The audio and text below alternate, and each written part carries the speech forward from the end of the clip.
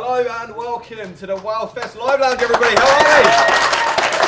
Wow, we are live and we're broadcasting right around the world, live from WhaleFest 2015. Right here in Brighton, the beach is right behind us. It's kind of surrounded by WCA and dolphins and our two guests right here, right now. But today we're going to try and fill you in if you're unable to be at the festival today. But we'll be speaking to some amazing and possibly familiar people, as well as sharing that all-important message that all whales and dolphins should be wild and free. Now, remember, WhaleFestLive Lounge, this right here is all about you. It's about your questions, things that you've seen, and all about the things you've sent in to us, including your whale fees. What are whale fees? Do you guys know what whale fees are?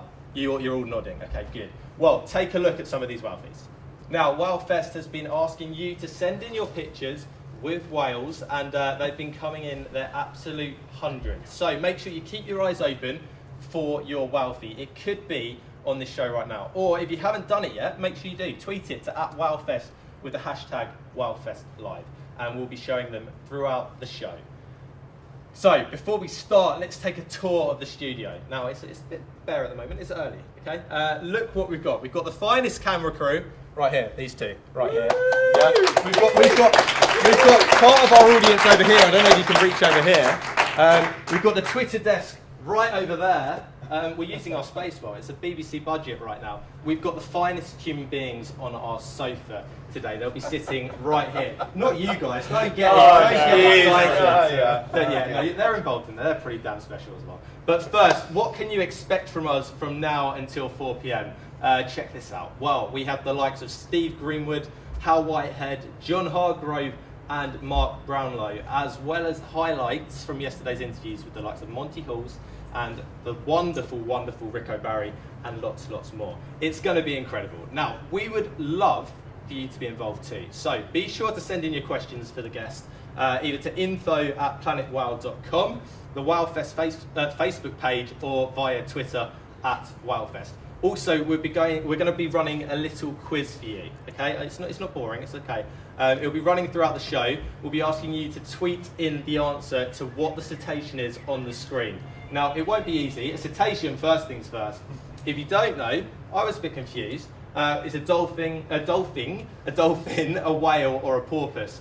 Now, it won't be easy to identify these because they'll appear a little bit like this. It should be on your screen right now. All you have to do is tweet @WhaleFest with your answer, and the hashtag is vital. WhaleFestLive. We'll be naming correct answers throughout the show, and they'll be revealed by our guests throughout the day. So that's the first one to kick us off. It should be on your screen, as I say. The answer will be revealed at the end of our first interview today, in about 20 minutes' time, by these guys. Right, let's kick off the show. It'd be a nice way to know exactly what is going on in WhaleFest. It'd be nice to know who's behind it and what goes into the biggest event of its kind. So, who better to tell us than our first guest? Please welcome Dylan Walker, Daniel Turner, and Roy Mulder. Hello, guys. Good morning. Good morning. Good Cool. day. We're here at last. This is the live show. This is what we've been waiting for. Yay. How are we all feeling? Are we okay? We're We've been excited? having a good time, a little too much of a good time, but that's okay. Good. Well, that's what, yeah. Was there a complaint of a sore head from last night? Was that correct? It was a good night in Brighton last night. It's a lovely town. Yeah, well, it's I a love it great here. place to be. Yeah. It's an absolutely brilliant place to be. Now, Dylan, we'll start with you because you are the man of the moment at the moment, the co-founder of WhaleFest. Is that I correct? do have that fortunate privilege, yeah. Well, tell us a little bit about WhaleFest. Tell us how it started. Tell us what it's about. Well, it's the fourth WhaleFest. It has almost doubled in terms of the number of people who've come to the festival every single year, which is a phenomenal achievement. And that credit for that achievement has to go to the 200 plus volunteers who come every single year and actually bring this event to life. They are absolutely amazing. Wow. But you know, there comes a point where the number of people we can get into a single building isn't enough for us, and that's why we've got WhaleFestLive beaming out to the world. That's why we're here, So, especially for absolutely you guys fantastic. at home. And so how did it start? You're saying now we're expanding, which is brilliant. Yeah. Tell us the story. How did you start? What was it like at the beginning? Well, Ian Rowlands, who really spends all of his time organising this whale festival, because it really is a year-round job now, even though it's just 2 days of the year when it actually happens, and myself My role now is more with the World Cetacean Alliance, the charity that the WhaleFest works to support and benefit. But yeah, we in a bar, in a pub a few years ago, when we were talking about how we could bring all the people who are passionate about whales and dolphins together, so all of the amazing whale and dolphin watching holiday companies, all of the incredible charities around the world. There are more than 200 charities around the world who deal specifically with whales and dolphins, so a lot. And of course the passionate advocates, the passionate members of the public, often who spend so much of their free time trying to help these animals. We just thought, how can we bring these guys together? Well, there was a massive queue at 9 o'clock this morning. You know, they were there before 9 o'clock. But it was huge. It was right outside the Brighton Centre. But tell us, what's the significance of Brighton? What's the significance in terms of whales and dolphins and Brighton? Is there a relationship? Well, if I gave you a pair of binoculars and said, just watch the sea for me, Johnny, today, and I'll come back later, unfortunately, yeah, you would be very lucky to see a dolphin. Although there is some history behind that, because actually the English Channel used to be the heart of the European herring industry, and if we went back 200 years on our little time machine, we probably would see minke whales and fin whales and harbour porpoises out there in good numbers. So it shows you the state of our oceans and our fisheries. But Brighton, surprisingly to some, actually does have an amazing whale and dolphin heritage, and I can tell you a little bit about it, but Daniel can tell you some more. The bit that I can explain to you is that way back in 1982, before many of the people in this audience were even born, maybe even yourself, I suspect, Johnny. I'll hold my hands up to that. Yeah. Back in 1982, just over 30 years ago, and literally 2 buildings down the road at what is now the Hilton,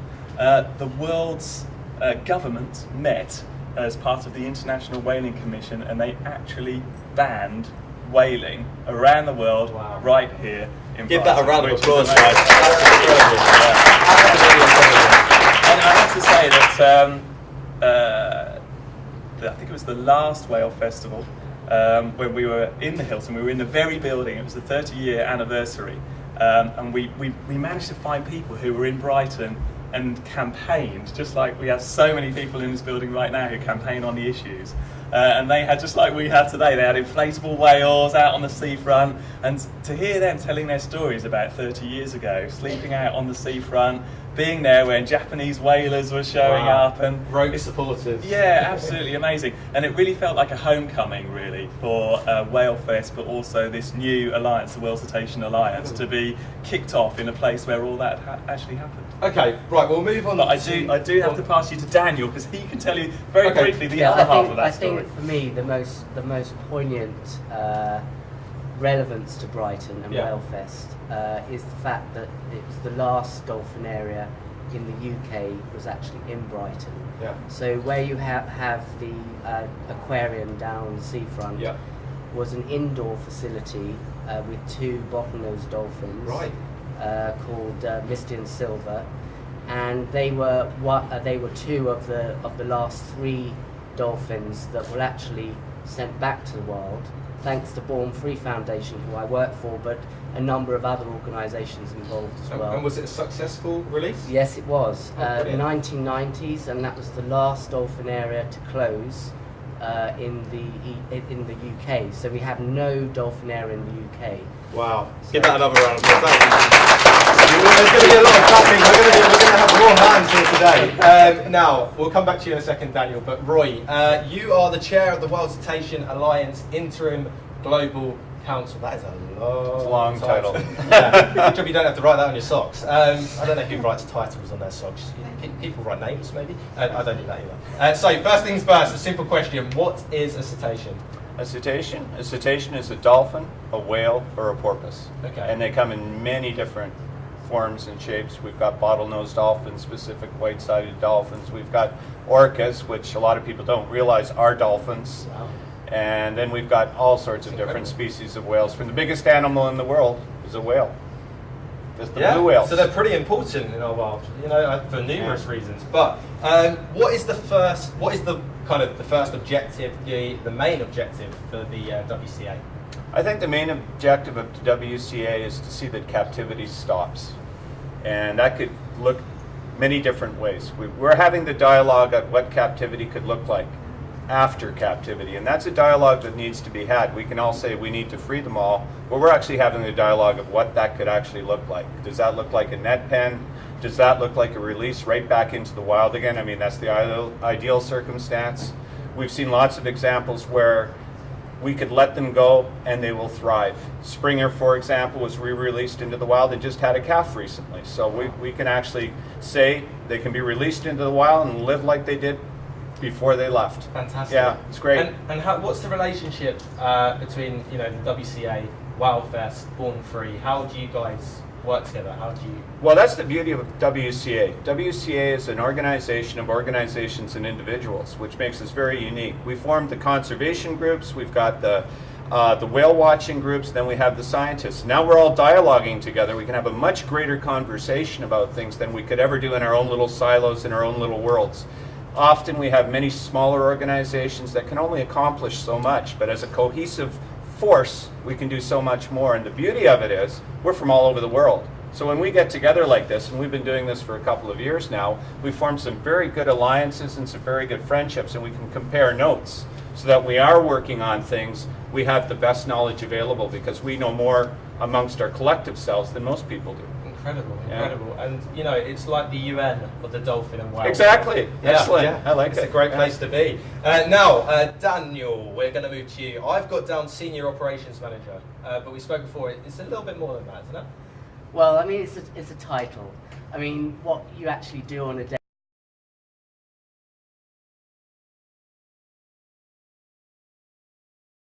basis is what counts. Of course. And so. And what do you do? My role is focused on anti-captivity lobbying, but also investigations, scientific research, and it's basically to challenge the concept of keeping not just cetaceans, but all animals in captivity. It's working with politicians, it's working with governments, it's engaging with the public. All those are necessary in order to achieve the end goal, which is to phase out the captivity of wild animals, including cetacea, and to have them better protected in the wild, and that's where they belong. Well, the strapline for Born Free is Keep Wildlife in the Wild, and it's essentially the same as this year's theme at WhaleFest, Wild and Free. Funny that. Yeah. Was that a coincidence, or was it something that you worked on together? No, I mean, Dylan and I have been meeting on a regular basis on the build-up to WhaleFest, because this year we're focused on the captivity issue. Each year there is a different theme. And it was integral that Born Free was involved, but also I'm the chair of the captivity working group for WCA, so the captivity issue was something for me that needed to happen this year.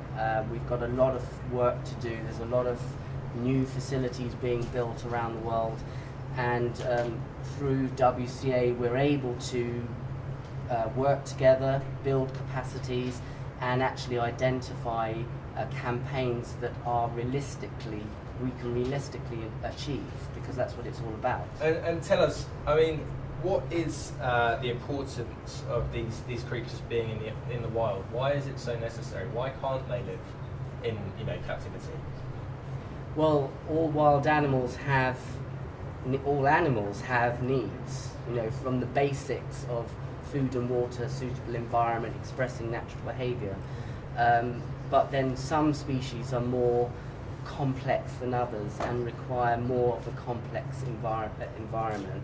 And cetacea are an example of those, where they live highly complex lives, live in very large social groups, and that cannot be replicated in captivity. And where we've got an action keeping an orca or a bottlenose dolphin in a swimming pool for the whole of their lives and expecting them to perform tricks to music and for food rewards, we did that in the 1930s. The first dolphin area was in the 1930s.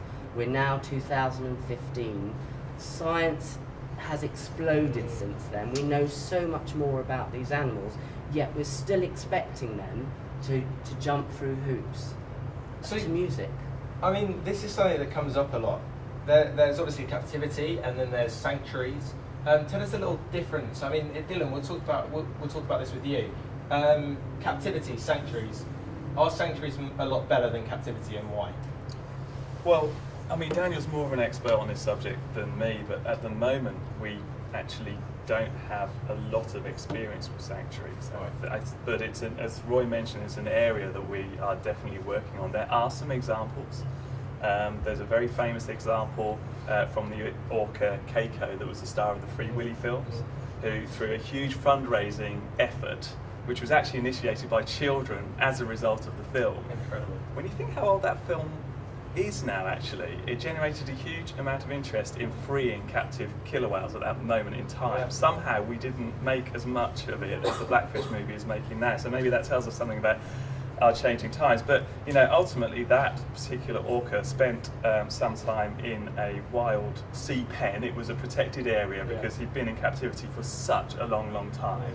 Needed to ensure that that was done carefully and over a period of time, but ultimately was released back into the wild and spent a considerable amount of time in the wild free before he died. So that is a success story, but this is a complex issue, unfortunately, and the truth is that some animals will never be able to be released in the wild, perhaps because it's not possible for them mentally because they've spent so much time in a concrete tank, but also it would be unethical for us to release some animals because they have sometimes been bred from populations in different parts of the world, so genetically it would be unethical to actually release a particular animal that has Atlantic and Pacific genes. And Roy, is this something that you discuss in the WCA? You know, specific examples of different animals within captivity and whether it's... we have some the discussions we have are discussions of what happens if we have a whale and that whale has to stay in captivity and we don't want that to happen, then we have to make its life a lot better. And in wildlife rehabilitation, there's a thing called enrichment. And we want to make sure that they have the highest degree of enrichment, that they're not in a small little tiny pool where they can barely get their dorsal fin out of the water. And you can really see the difference between the captive whales and the ones that are out in the wild. If you take a look at a dorsal fin of an orca in captivity, it's always flopped over. If you take a look at a dorsal fin of an orca in the wild, it's rigid and straight like a razor. And so we know they're just not getting the exercise they need. And what is that purely due to exercise? Is it due to anything else, or why is the orcas? I think personally it's the fact that it just doesn't have the ability to move enough. You know, they're atrophying is what's going on. They're not, you know, they're used to swimming thousands of miles, and now here they are in a tiny pool. It's kind of be like living your life in a dark closet. And if you think about it, they have a sense called echolocation, so they bounce sound off of things. So can you imagine what it's like to be in a tiny little pool and these things they're sending at it? It must drive them mad. And you see that kind of behavior. You see a lot of psychotic behavior in animals that are trapped like that. And our hearts go out to it. We don't want to see that. We'd like to see them in a net pen. Okay. All right. I'm going to have to end you guys there. Sadly, we are out of time for that. I'm going to wrap it up here. But we need to ask you what the citation is on the screen. So it should be on a screen behind us, but I believe it's not. Producer, where is the picture? Okay, but the people on the sofas can't see it to tell us. So we won't worry about that. What we'll do is sort that out for the next slide. Live TV, hey? That's great. We'll wrap it up with you guys. Thank you very much. Give them a massive round of applause, everybody. Right, thank you guys. Now, if you'd like to help support the campaign today, it's very easy to keep whales and dolphins wild and free with your help.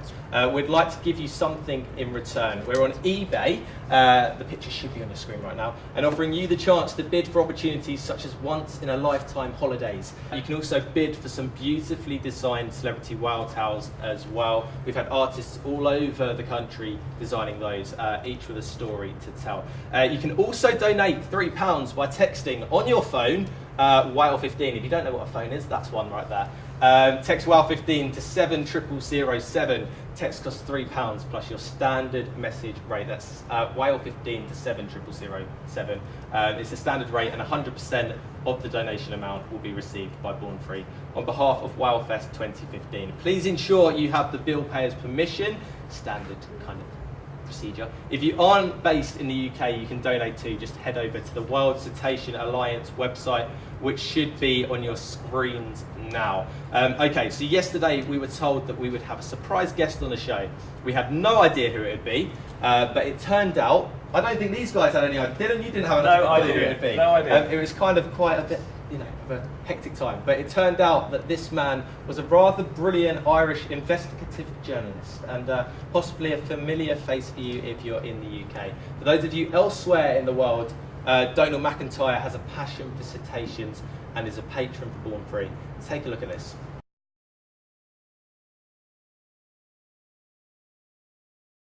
Okay, well this is an absolute turn up for the books, and we are thrilled to have Mr. Donal MacIntyre with us today. How are you? I'm delighted to be here. Thanks for having me. No, thank you for coming. I mean, it's a great surprise for me. Why are you at WhaleFest? What are you doing here? Well, I'm doing a kind of Newsnight interview with some of the politicians. But in general, I've done a lot of work in my journalism and broadcasting in the area of animal rights, and particularly the trade in illegal animals. And I've done a great deal of work with Born Free, specifically rescuing some dolphins over the last 2 or 3 years, working with them. And I'm kind of dragged in at the early stages when there's a concern that dolphins are kind of owned by characters, then the negotiations have to go through the night, and I've got to go in there, smoke and drink the shady characters and negotiate their release. So that's when I'm kind of dragged in. So tell us about that. It's Meah and Tom, if I'm not mistaken. Tell the audience, tell myself, who are Well, Meah and Tom are two young dolphins, and who were basically trapped in a swimming pool in a really rundown complex in Turkey, in Hirasanu. And it was just extraordinary. The water was so toxic and poisonous, they really had only a matter of weeks to live.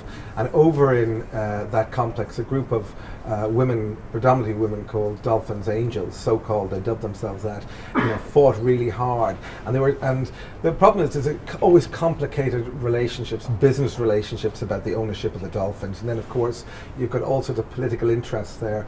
And so they were fighting hard there. They got lawyers involved, but they connected with Born Free, who had the technical expertise to rescue the dolphins, which we did. It was a long fight.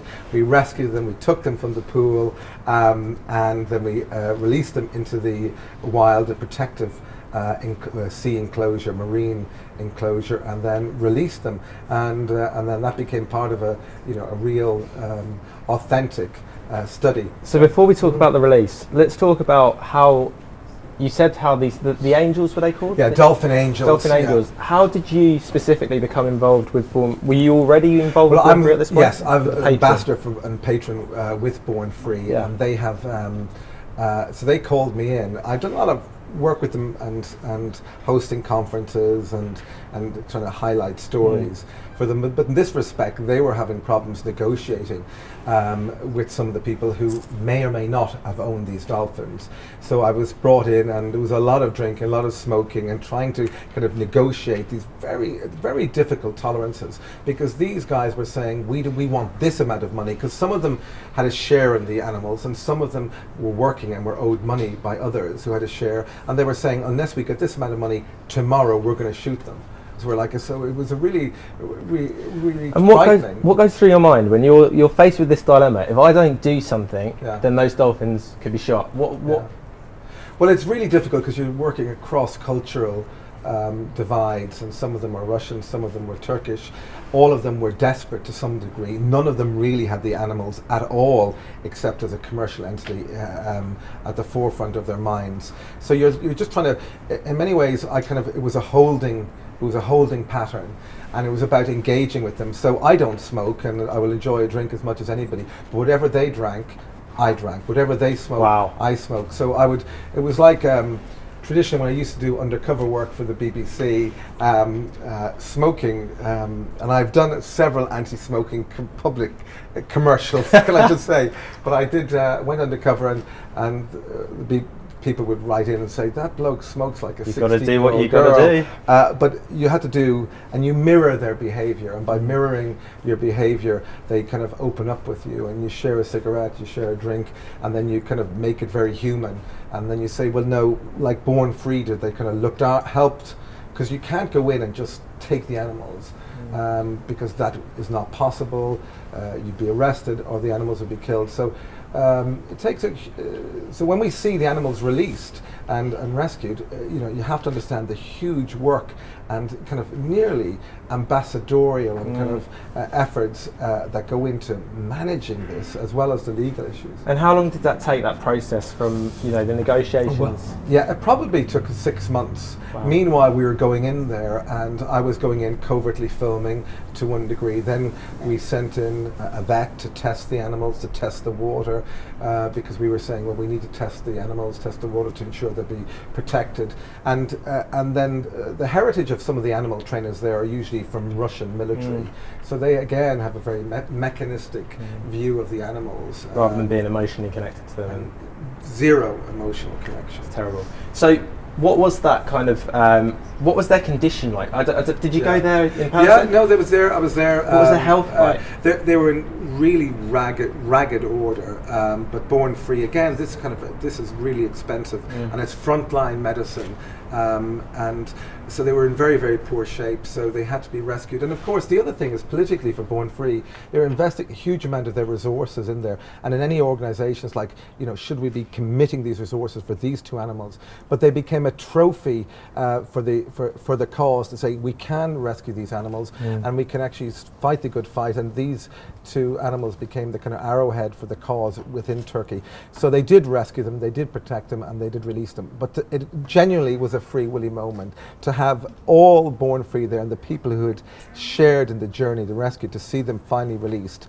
And they weren't related, but they'd spent so much time together. We expected the two animals to go off together and as pals. No, they didn't. They went off in completely separate it just shows they probably didn't like each other that much. They probably didn't like each other. So, and that's a real thing, that obviously they're put into these places together, and it doesn't, in the wild they'd be free to roam. But how did you feel, I mean, obviously first they were in the pens. How did you get them from the pool that they were into the pens, and what was that process like? Was it a difficult one? Yeah, well, we had to take them in makeshift. I think it was they arrived in a vegetable.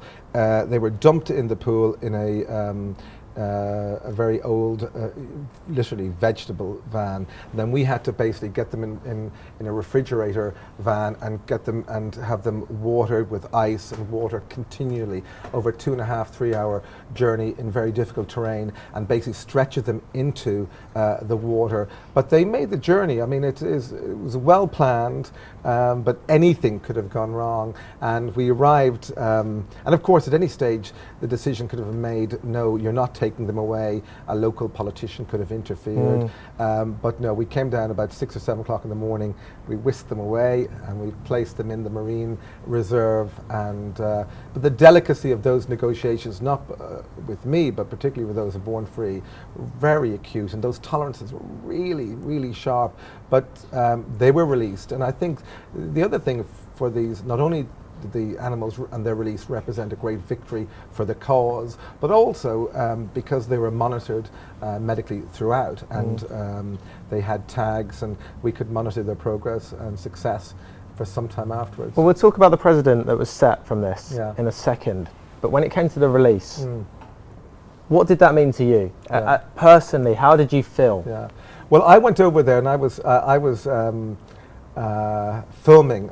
So I went out over there for Born Free. I did a lot of the filming and indeed interviewing myself. This is very low-key reporting, much of which many of you students do. And I was the newsreader at London Tonight at the time, and so we brought over and shot some of the report ourselves for ITN News.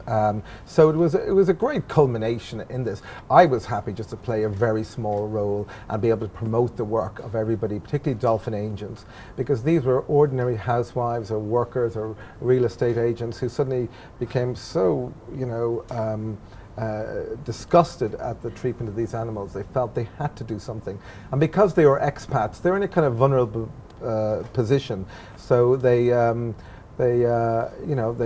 just took up the cause. Was it emotional for you though? It was, yeah. And although there is always a mixture between me, I just want the job done. Yeah. And I think there was mostly it was about relief, sheer relief that the animals, had made it this far. And then again, once they were released into the wild, that was only the beginning of another whole kind of adventure and a sense that we must protect these animals. I think it was Misha who kept going towards some fishing grounds and towards some ports, and Tom went elsewhere. But so it was always delicate, but it achieved a great deal, and I think Born Free in particular, I know I am one of their ambassadors, that I saw from the inside out really how hard they worked, and I think it was a brave and ultimately very successful mission for them. And when you said that they went their own way, do you think that signifies something very, very poignant, that these dolphins are taken from the wild and they're torn from their mothers, and then they're put in these tanks with other dolphins that they may not particularly like, whereas in the wild they could go out. Misha and Tom went separate ways. How are they doing now? Well, I think, I haven't got the latest update, but I think the point you make is absolutely relevant, is that enforced capture of these sentient, beautiful creatures. And I am against captivity in any respect whatsoever, and I'm aware that debate has changed, and many people here may not quite understand the debate, and for those who have ever swum with dolphins, I acknowledge it is an amazing, uplifting experience, but it's not an appropriate experience, and it's not fair that we should, see them as creatures of entertainment. But I think part of the of this great event here, and of the work that other organisations, including Born Free, do, is to actually remind the public that. And I think we are winning the war, and I think particularly we've seen battles against SeaWorld, and I think all these campaigns are getting traction, and I think they're making a real difference. And what do you think the viewers, the audience here today, myself, what do we need to do to make this move in the right direction even faster? Catalyze it? Well, I think first of all, I think do what many of the young people here are doing, which is they're reading up, they're making up their own minds, they're aware that their own intimate experience with animals, whether they see them on TV or they see them at close quarters, that we don't own these creatures. These creatures are for future generations, and in order to respect them, we've got to distance ourselves from these great creatures. So I think once young people in particular may go over and discover and check out the information for themselves, and the argument is won.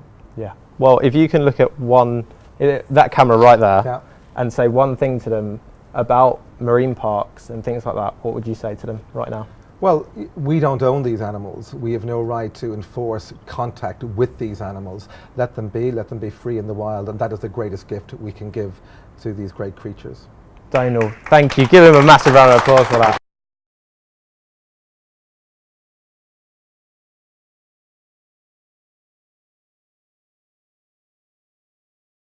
Now though, last weekend, a group of volunteers headed to the beach in 10s, 20s, 30s. At least. Yeah, I was going to say hundreds, that's a bit of an exaggeration. But there were a load of them that headed to the beach, and they all grafted together to what? Make, of all things, a whale graveyard. A whale graveyard.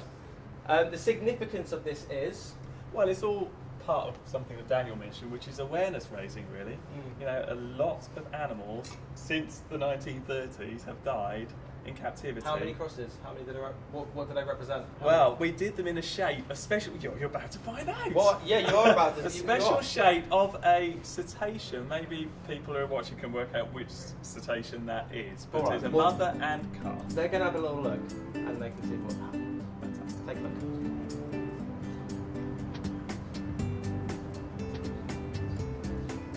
So what's happening when they? It's happening at the moment on the screen. I know you can't see it. But talk us through the process. What did it resemble, and how many crosses were there that you constructed, and what's the I did a bit of hammering and nailing. But I have to say, an amazing team who put it together. Who deserve huge credit. They've put so much work in. There are 750 crosses on the beach behind us. I can see. You won't be able to get them on the camera, but we can see it just down there. Yeah, which is absolutely amazing. So to be able to look down on it, it's an orca mother and calf, a baby.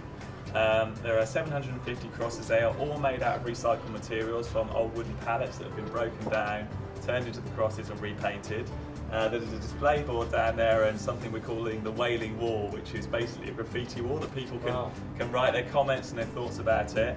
And it is to raise awareness really just of the sheer number of animals that have lived and died in a confined environment. And you know, as Daniel said, I think we have to sort of give human beings some credit. We didn't always know during that period that these animals suffer in the way they do, but we do now. Yeah, absolutely. Well, this is a really good organised swap over here. Suddenly Daniel and Roy have turned into Steve Greenwood. You're free to go, sir. Thank you very much for being here. Now, Steve, come in towards me. I'm Johnny. We haven't met yet. How are you? Nice to meet you. Lovely to meet you too. Now, we've got Steve Greenwood with us. It's been a bit of a kerfuffle this morning, I'm not going to lie, but you're here, so everything's okay. Life's always hard. Exactly. It's it's a BBC budget programme. I'm sure you're aware of how they are. Now, how's it been? How's it been at WhaleFest for you so far? Oh, it's fantastic. Yeah. This is my first time at WhaleFest, where I spent quite a lot of time wandering around the stalls, talking to different people, talking to the Man to Trust, all the different scientists. I went to see Mark Simmons talk yesterday, which was fantastic. What was that on? So Mark's really interesting. So he was talking about the history of whaling, and the history of the International Whaling Commission, and what's been done, and so placing it in this big historical context, but also looking at what the future struggles are. And he's a man that really knows what's going on. And for you, why cetaceans? When did your interest in them start? Well, it's interesting because, of course, I'm working on a series about sharks. So I've never art. Actually been lucky enough to make a film about cetaceans. Have you ever witnessed them in the wild, though? I've seen them in South Africa. Yeah. I've seen them in South Africa, but in truth, only by accident, because we were out trying to find great white sharks. But the coast of South Africa is just absolutely fantastic for cetaceans generally. Interestingly, how do they differ to sharks? It sounds a ridiculous question. I mean, sharks look evil, they look mean and scary. Dolphins arguably look more friendly with their smile, but is there more to it than that? Or do they have some similarities, or not really at all? Well, it's interesting because, of course, they're completely different animals, because cetaceans are mammals, and sharks are elasmobranchs, so they're cartilaginous fish. Right. But in fact, underneath the skin, I think there's an awful lot of similarities. And so one of the key things that makes them quite similar is that sharks are very large and they're long-lived animals, and they have a very low reproduction rate. Right. So you take some big animals like great whites, they might only have a couple of babies every couple of years, and so their reproduction rate is very slow. So in fact, the threats that they face are very similar to some of the threats that the whales face, because if you exploit them, if you decrease the population, then it means they get into trouble very quickly. They're not fish at all, sharks, really. They're not like salmon or cod that can have thousands and thousands of little eggs, and they can reproduce really quickly. So even if the fishermen hammer them, they've got that ability at some point to rebound. Sharks, when their populations are decreased, which is happening all the time at the moment, they have very little ability to rebound. So there's a big similarity, I think, between them. And what is that? Is that due to poaching, or is it due to nets, or? So at the moment, there's a fantastic research paper that was out recently by a man with a brilliant name called Dr. Boris Worm. Oh, great name. And he concluded that 97 million sharks are killed every year by commercial fishing. Now, some of that's bycatch, which is supposedly accidental, but most of it is on purpose for a variety of things, shark meat, but increasingly, most importantly, for the shark fin trade in Asia. Right, okay. So you mentioned the offspring. With, for example, orcas, they say that their calves stay with them for life. With sharks, how does that work? Not so much. So, I mean, one of the great turnarounds, I think, in cetaceans in the past 50, 60 years is us realising how intelligent and how sociable and how smart and how caring they are. And that's been one of the great big breakthroughs. And I think one of the big changes in us understanding and being feeling much more empathic, I think, towards whales than perhaps previous generations did. Sharks aren't like that. I mean, sharks put an enormous amount of resources into giving their young the best start in life, but as soon as they're born, that's it. They're gone. They're gone. Really? Yeah. So they give birth, they just keep going. They just keep going. Absolutely. Oh, wow. So I mean, sharks. Just to get a little bit biological. So there's sort of two ways that sharks have babies. Sometimes they lay eggs, but these are not like your box standard ordinary boring eggs like sort of salmon roe or things like that. these are extraordinary eggs that are really huge. We filmed a shark called Port Jackson, which is an Australian shark, and the female lays an egg which is the same size as her head, and it's shaped. I can imagine all the ladies. Yes, I was going to say. And it's shaped like a corkscrew, and this is like a complete life support system for a baby shark, and it lasts for 11 months after it popped out. And when the baby shark comes out, it's a complete ready-to-go animal, Right. completely fully born and grown. And then you get the other sorts of sharks which actually have live birth. And in fact, they're an awful lot more like mammals than you might imagine. They have the equivalent of a placenta Yeah, of course. and an umbilical cord. And when the babies are born, they even have belly buttons. Oh wow, I never knew that. No. So that's, if you learn nothing else today, some sharks have belly buttons. Well, you know, similarities between us and sharks, and it's the belly button. We are more similar than you might actually imagine. Go on, expand on that. In what way? Okay, so I'll give you an example about. There's a species of shark, and if you come to the talk this afternoon, you'll see a clip of it. There's a little species of shark called the epaulet shark, and it's tiny. It's about 2 foot long. It's called the epaulet shark because if you can imagine, if sharks had shoulders, it's got 2 little sort of black patches, black badges. So it's called the epaulet shark. And if anyone's ever been to a coral reef, then there's different bits to a coral reef, and there's one area which is called the reef flats, which is super shallow. Right. And this is where the epaulet shark likes to hunt. Because it's so little, at high tide it hides away because the big sharks will eat it. But when the tide goes low, it comes out and it feeds on the crabs and the worms. Right. But on big tides, you know, the tides differ quite a lot, and on the big spring tides, Yeah. what happens is that the shark can be left high and dry. And so this shark has actually evolved the ability to walk across land. When I first heard about this 2 years ago, my researcher told me, I said, I don't believe you, because if it was true, it would be in all the papers, because it's the most amazing thing ever. But actually, that's true. So if it's caught out by the dropping tide, its little pectoral fins, it can shuffle from side to side, and it can get back into the water. But the thing that I think is really fascinating about this is that scientists are really interested in how it survives, how it does this. And this is really interesting because what it can do is it can survive without oxygen for a huge length of time, but its organs aren't killed. And now that's really interesting because if you imagine what it's like to have a stroke or a heart attack, and what kills you is that your organs are starved of oxygen. And so the scientists that are studying the epaulet shark actually are studying it because they're trying to find ways of rehabilitating people that have had strokes and heart attacks. And so underneath the skin, although sharks seem very different, underneath the skin at the cellular level, they've got kidneys and they've got livers and they've got all the muscles. So actually they're very similar. So by understanding them, you can actually help humans. And in fact, in our series, we've got a 3-part series on sharks. Tell us I was going to get onto that. Tell us a little bit about that. So it's a 3-part series on sharks. We've been making it for the past 2 years, and it's the BBC's authoritative wildlife series on sharks. We've never actually, unbelievably, done a proper series on sharks. So you're the first person to make a complete series. A complete series on sharks. Absolutely, and the aim of this series was to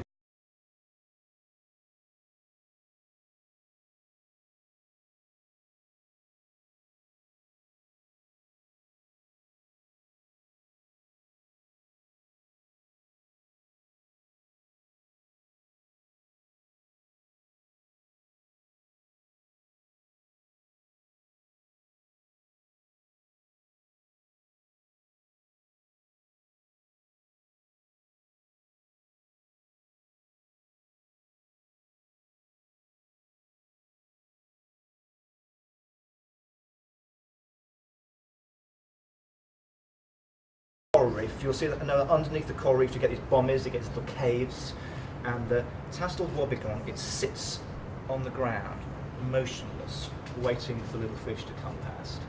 And then when one gets within strike range, it's an ambush hunter, it's a fantastic ambush hunter, quick as lightning, 1/10 of a second, opens its mouth. By opening its mouth, the fish is sucked in. Oh, goodness. That's that. Well, they're clever as well then. So that, yeah. They say cetaceans, you know, killer whales, are highly intelligent. Would you say that sharks can compete on that level or not quite? They're not smart as whales, no. Oh, okay. No. But they're quite smart. But for a fish, they're quite smart. And I'd say if there's one particular smart one, because of course, as well as sharks, our series is also looking at rays, because rays are in fact really just flat sharks. They are basically biologically extremely similar organisms. Right. And manta rays have the biggest brain of any marine fish. Not as big as dolphins and whales, of course. But, and so these are very, very intelligent animals. And one of the things that scientists have been really confused about is that why does a manta ray need to be smart? Because frankly, all manta rays do, all a manta ray does is it swims around the ocean looking for plankton. Yeah. You know, and generally you think you wouldn't need to be that smart to There's a find great plankton. white shark or something. Could do it. But actually, manta rays are really smart. So they're just beginning to discover why manta rays are so clever. And if you want to find out, you have to watch the TV series. And when is that? Program Tell us. 3. Yeah, that was a great plug to that. That was very I'm plugging convenient. it like anything. No, So do we it. are going out in May Okay. on BBC One. The final date hasn't been officially announced, but if you look at your Radio Times, your electronic program guide, you will find it will be on BBC One, 9 o'clock, and it's 3 60-minute episodes. And it's called Shark. Shark. Funny enough. Says what it does. Yeah, That's what it says on the box. Just in case anyone gets confused. But so tell us. I mean, is this your first time filming with sharks, or have you filmed with them before? My very first time. And how did you find it? What was it like to film these animals? How did you do it? It's hard. It's hard because, well, that sounds silly. They live in the sea, and so little is known about them. Yeah. I mean, of course, the big difference between sharks and whales is that whales need to come up to the surface to breathe, and so if you want to find them, they're an awful lot easier to find. And so you can place satellite tags and acoustic tags and things on whales, and when they come to the surface, you can find where they are. Sharks, not so much. You don't have to do those sorts of things, and so sharks, very little is known about them. So when you talk to the scientists and say, well, where are they? Yeah.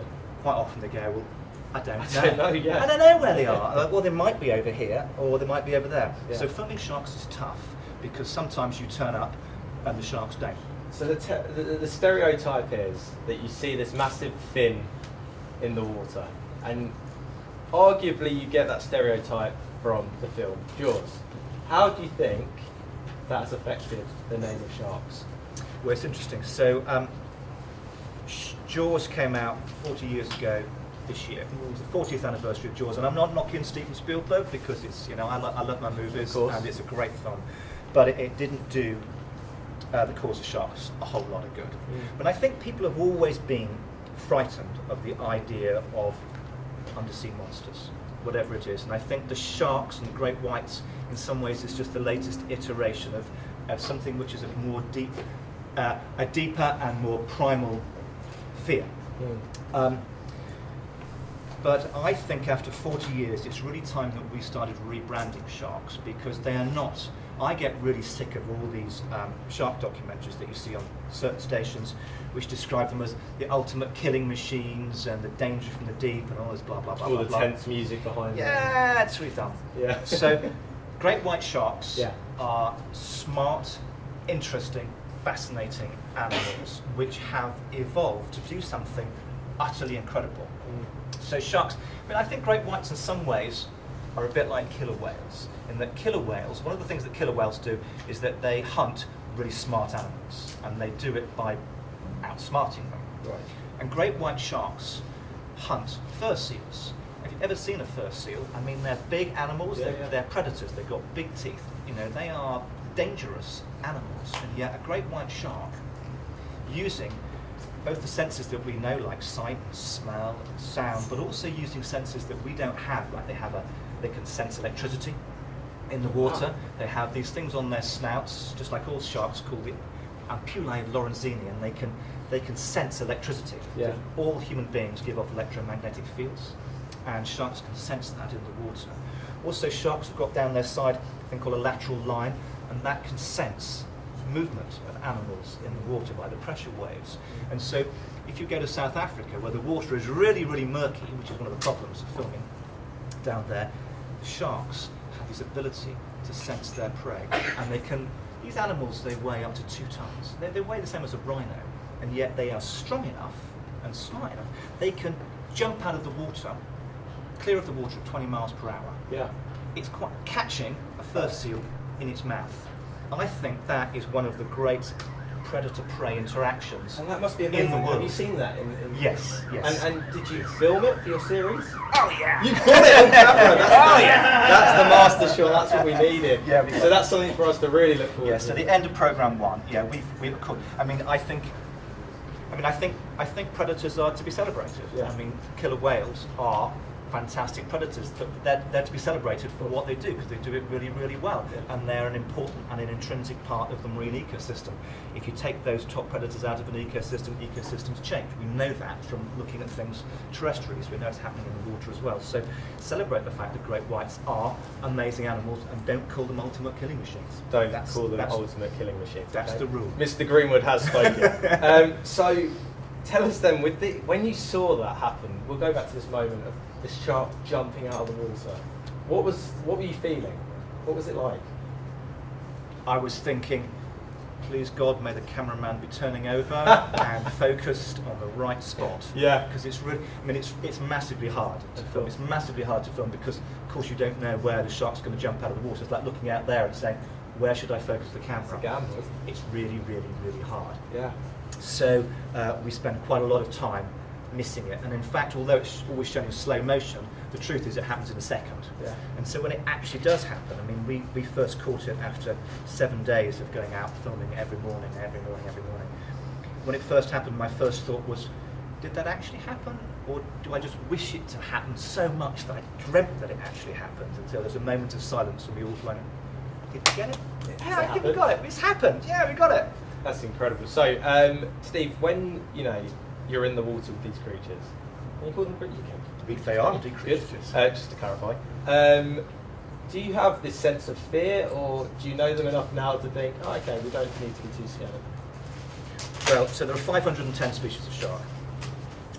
Of that, I would say there are probably 4 or 5 that one needs to be wary of. Right. Because they are, after all, they're large predators. I wouldn't wander through the Serengeti at night without being slightly wary of the fact there's lions around. It's exactly the same thing. Yeah.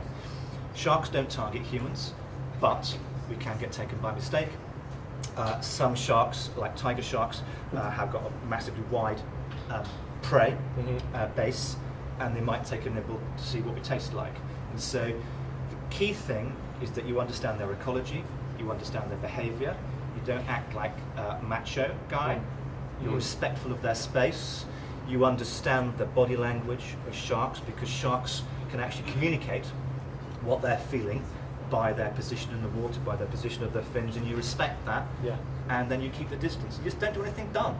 I mean, you wouldn't walk across the Serengeti dressed in a zebra suit, and if you did, you got attacked by a lion, everyone would go, well, you're stupid. But people go to where great white sharks are, dressed in wetsuits, sometimes just spear like a seal. fishing, just like a seal. And we've just got to be a little bit respectful of the fact that these animals are predators. So you would say then that the majority of shark attacks are mistaken identity, or them getting too, or us getting too close to them? Well, I mean, the majority of attacks are probably from great whites or sometimes from bull sharks. And so bull sharks hunt in water which is incredibly murky, and so they probably can't tell the difference potentially between a human being splashing around the surface and another creature splashing around at the surface. A great white, it could well be mistaking us for a seal, and when it's in attack mode, it was just getting us wrong. So there's no evidence that humans are deliberately targeted whatsoever. There's no evidence that there are rogue sharks going for humans. That's all nonsense. But you just got to be a little bit careful. I will most definitely make sure I'm careful when I'm around sharks, I promise you. Steve, any quick questions from the audience for Steve? It has to be a quick one. Any questions? No. Okay. All right. We'll keep that then. And tell us, when is the series on again? Just remind the camera. Speak to that camera right there. The series is called Shark. It's 3 60-minute programmes, and it'll be starting on some date in early May on BBC One. Hope you watch it. We will watch it. We will watch it. Steve, stay right there. Thank you very much. Okay, now though, massive round of applause. Come on. Massive round of applause. Thank you. Now though, a pressing issue that in reality not nearly enough people know about. Do you know the way that many marine parks around the world get their dolphins and whales? No? Well, yesterday I caught up with one of the most inspirational men around, a former trainer of the well-known flipper dolphins, I guess you guys know who I'm talking about here, who has since turned into one of the greatest opponents of the captivity industry, and not to mention he's the founder of the Dolphin Project in the UK. Here's Ric O'Barry's story, as well as the horrific issues of taiji in Japan. Now, I've been looking forward to this for a long time. One of the most passionate, inspirational and committed men in the industry who has campaigned for over 40 years to keep dolphins out of captivity. In this rare opportunity to see the acclaimed founder of the Dolphin Project, star of The Cove and passionate campaigner, please welcome Mr. Ric O'Barry.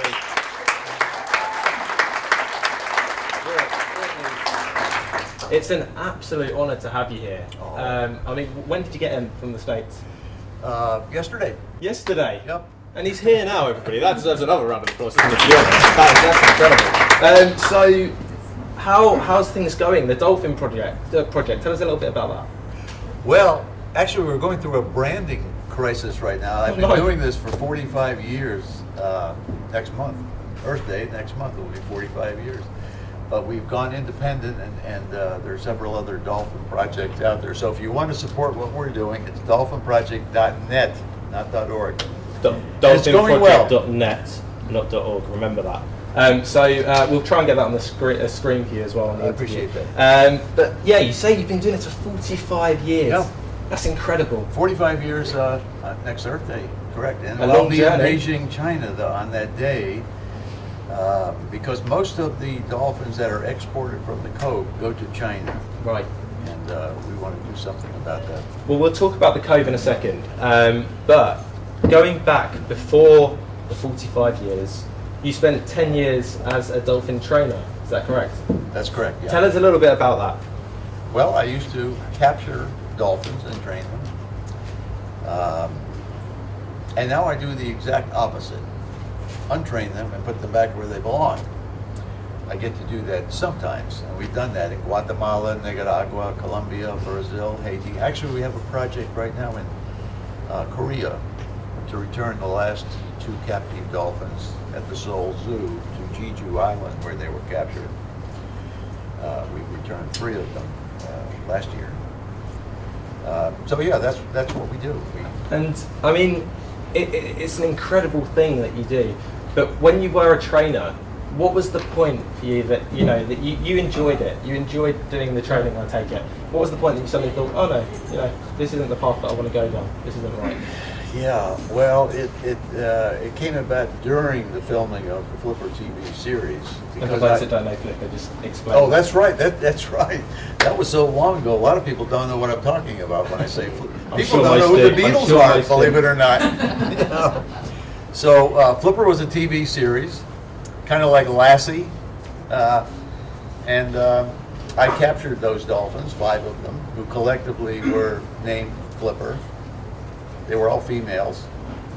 It was a very, very popular TV series all over the world. And I was part of that for 7 years. I actually lived with those 5 dolphins at the Miami Seaquarium. And it's very different than a normal dolphin training job, because dolphin trainers at the end of the day go home and don't work on the weekends. But for me, it was 7 years of 24 hours a day, 7 days a week. I lived with them, and you get very close to them, and you can read their body language after a while. You sort of know what they're going to do in advance and what they're thinking. Much like a lot of the audience here have pets at home, pet dogs and cats. And if your dog is coming across the room or something, you can anticipate what they're going to do. You just know them, And so we became very, very close, and I could tell they were depressed, that captivity was a failed experiment. Was that from their body language that you could tell? From their body language, yeah, from watching them and living with them. So I've got to ask you then, you could obviously tell that they were depressed. Yeah. Was there ever a sense of guilt there that you'd captured them from the wild, that it could, you know, the way they were feeling could have been essentially from what you were doing, taking them from the wild. Absolutely, yeah. And was that one of the main motivations to? Yeah, that was my motivation, actually. When I quit on Earth Day 1970, I was going to free a recaptured dolphin that I could. And I was arrested for the first time in my life in Bimini, the island Bimini in the Bahama Islands, trying to free a captive dolphin. Yeah, you can see the depression. Most people who go to dolphinariums don't see the same thing that I'm seeing. We're looking at the same thing and seeing different things. They can't see beyond the dolphin smile. It's literally an optical illusion. Yeah. And this multi-billion-dollar industry is based around that optical illusion. I can see beyond that. Tell us a little bit about your book, because that explains all about that, doesn't it? Behind the Dolphin Smile, yeah. That's what it's about, those flipper years. I wrote a sequel called To Free a Dolphin. It's out of print now, but it can be found on Amazon for used copies for $1 or $2. But it's about the years during the Flipper television series and the movies and the birth of the Dolphin Project. So, obviously, 45 years, like we say, is a long time. Yeah. What's the progress that you've seen from when you started to now? Well, I see an enormous amount of progress. In what way? Well, in 1970, when I started speaking out against captivity,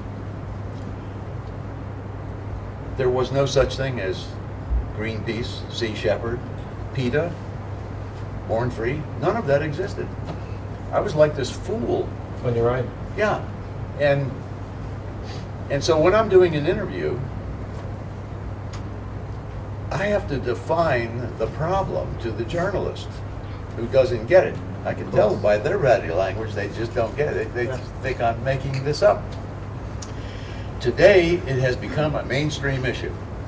That's the progress. I think we'd all agree, actually, that Ric has been one of the main contributors to raising this awareness, and I think we should give him a round of applause. I mean, so many people are touched by what you do, and I mean, was that the strangest thing for you, going through the 45 years, that you're actually realising that people's heads were turning, and people's minds were actually thinking more like yours? How was that for you to see that? Was that quite emotional, or? Well, it still is. I'm still in awe of that. There were more captive dolphins in the UK than there are in Florida. They're gone. There were so many dolphinariums in Germany. I've been campaigning in Germany for I don't know how many years. There's only one left. In Switzerland, they're all gone. So I see tremendous progress. People who are getting involved in this movement in the last 10 years or so, they may not see that kind of progress, but it's there. It's become a mainstream issue. And, you know, we've got to talk about Tai Chi, because that is a real issue still. And for those that don't know, for those that are slightly unsure, please tell them all about the Cove and about Tai Chi. Oh, well, there's a movie called The Cove. You can find it online. And there's also a follow-up TV series called Blood Dolphins, my son Lincoln produced. It's 3 episodes. You can watch that for free at our dolphinproject.net website. It's funny how that movie happened. It really wasn't the movie at all. It was no different than this interview I'm doing with you. It was just another one of these interviews I've been doing for so many years. I bet we won't get the Oscar though. Well, I'm sure they were shocked. They got an Oscar because it wasn't really. It was a phone call. A guy calls me. He says, "Can I follow you around with my camera?" I said, "Sure." I'm going to Tai Chi tomorrow. He said, "Well, I'll meet you there." And he hung up the telephone and went out and took a 3-day crash course on how to make a movie. He never made a movie before. Which is a wonderful, wonderful story. I love telling this to film students. And I told that to my son. And he went out and did the same thing and made this great television series. And it's really true. Anybody can do it. You just have to film everything And then surround yourself with people who know more than you do. Writers, editors, so forth and so on. And that's the new activism. The Cove, Blackfish, blood dolphins, that is change. That's why SeaWorld stock is plummeting. People are becoming aware. People who were not aware earlier and weren't even aware that they weren't aware. So these films, are really powerful. And they've made my life so much easier. If I'm doing an interview now, if the journalist saw the Cove, I don't have to define the problem.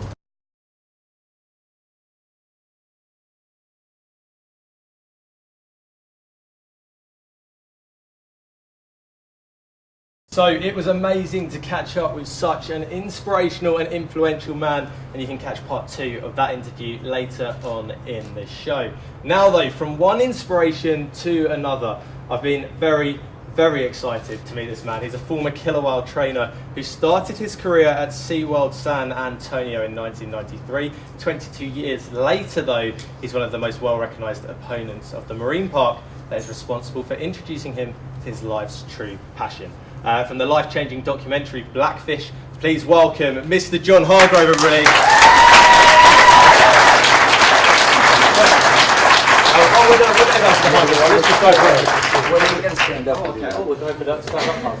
I know a lot of you would be killing for that right now. I feel very privileged right now. I think my girlfriend at home would be like, oh wow, you just got to do that. Let's get on with the actual interview then. So, how are you? I hear that you had a bit of trouble getting here.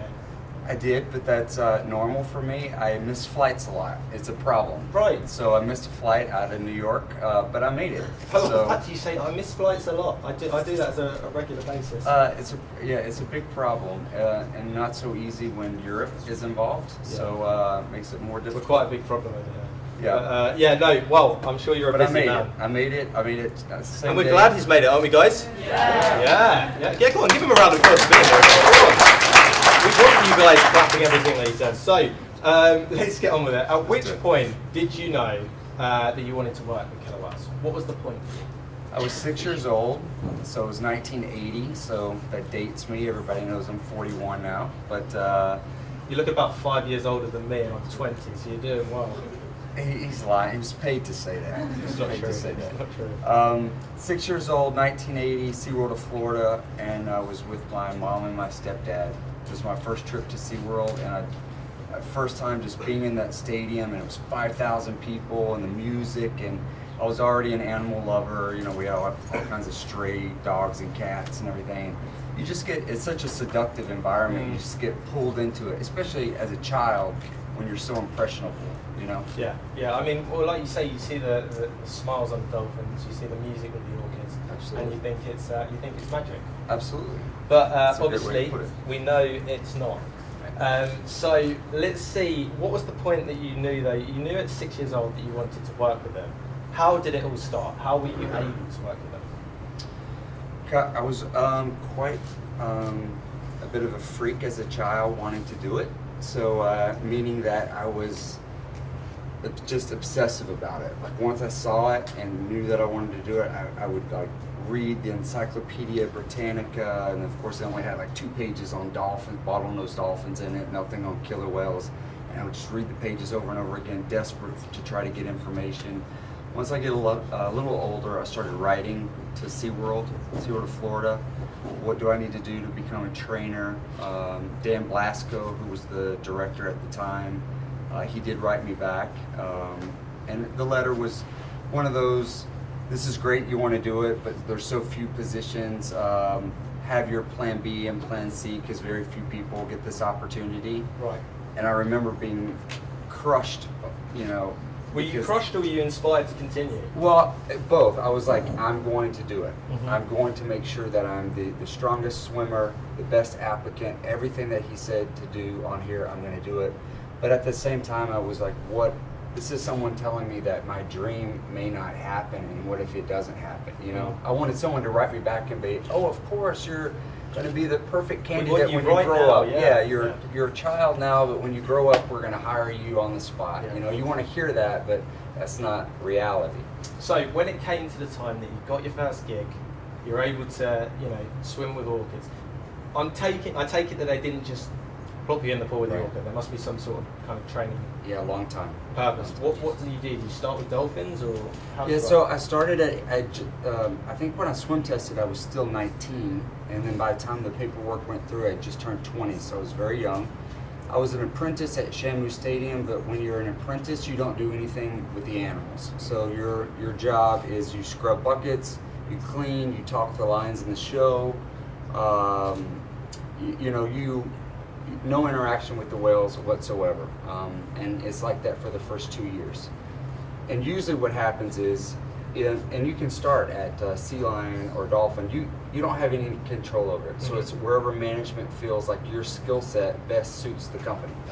So I was an apprentice at Shamu, and then at the point that I was the next level, once I got promoted to the next level, you're still too low to really do anything with killer whales. So now they want to send you to another stadium to learn on animals that when you make mistakes, because you will behaviorally, you'll get bit, things will happen, you'll have aggressions, but you won't die. Yeah. So you'll go to Dolphin Stadium, you'll go to Sea Lion Stadium, and then if they still want you at Shamu, as you get promoted higher again, you've demonstrated those things they wanted to see from you behaviorally, then they'll move you back. So that was my trajectory. I never went to Dolphin Stadium, so I went Shamu Stadium, Sea Lion Stadium, and then as soon as I got promoted to the third level, which was trainer level, which is the first level that you can really start having true interaction with the whales and also swim with the whales, and moved me back to Shamu. So that was, at that point, 4.5 years. Now, I want to ask you how you felt the first time that you worked with orcas, but first of all, what I think is important is to ask, at this point, did you feel cared for by the management at SeaWorld? Did you feel like they respected your health and safety? Were you under that? No, that's actually the first shock and the first dose of reality that you have with SeaWorld, because I remember even getting clothes and stuff, getting ready for my move to San Antonio and not getting a leather jacket because I'm like, oh, I'm going to SeaWorld, and they would think I'm wearing a leather jacket, and that would be horrible. And I get there and find out like all the male trainers at Shamu Stadium are hunters, and it pops this bubble. But I mean, more importantly, the culture of SeaWorld animal training, you envision as this child that you're going to be working with these magical animals. You're all going to be this cohesive family, love each other, and what happens is you get there and you realize it's an extremely cutthroat environment. All the trainers are competing against each other, and that is exacerbated by management. They encourage it. Management will come to you and say, hey, if you want this, because the full-time positions and the promotions are so few and far between, they would say, hey, if you want this, you better be better. You better outshine Caitlin, or you better outshine Robert. You better swim faster than them in the next swim test. You better have a better speaking voice on the microphone during shows. So they encourage you to compete with each other, which causes more of a cutthroat environment. And then you realize too that the way that they treat you, it's a very, and this is to use another friend of mine who's a former trainer, it's her words, it's a fear-induced environment. Right. So it's not a loving, nurturing environment where they're wanting you to succeed. It's you're gonna learn by fear. That you better not screw up, you better not make a mistake, or you're out of here. We're going to fire you, or if you're at Shamu and you want to be here, we'll move you out of Shamu, we'll move you to another stadium. So that's your first dose that things are not as what you thought they would be. Now, you said that you don't necessarily think that they cared much about you as trainers. Right. Obviously, as trainers, you went there because you loved the animals. How did the management, what was their relationship like with the animals? Did they have much to do with it? Did they care about them, or was it just a monetary value?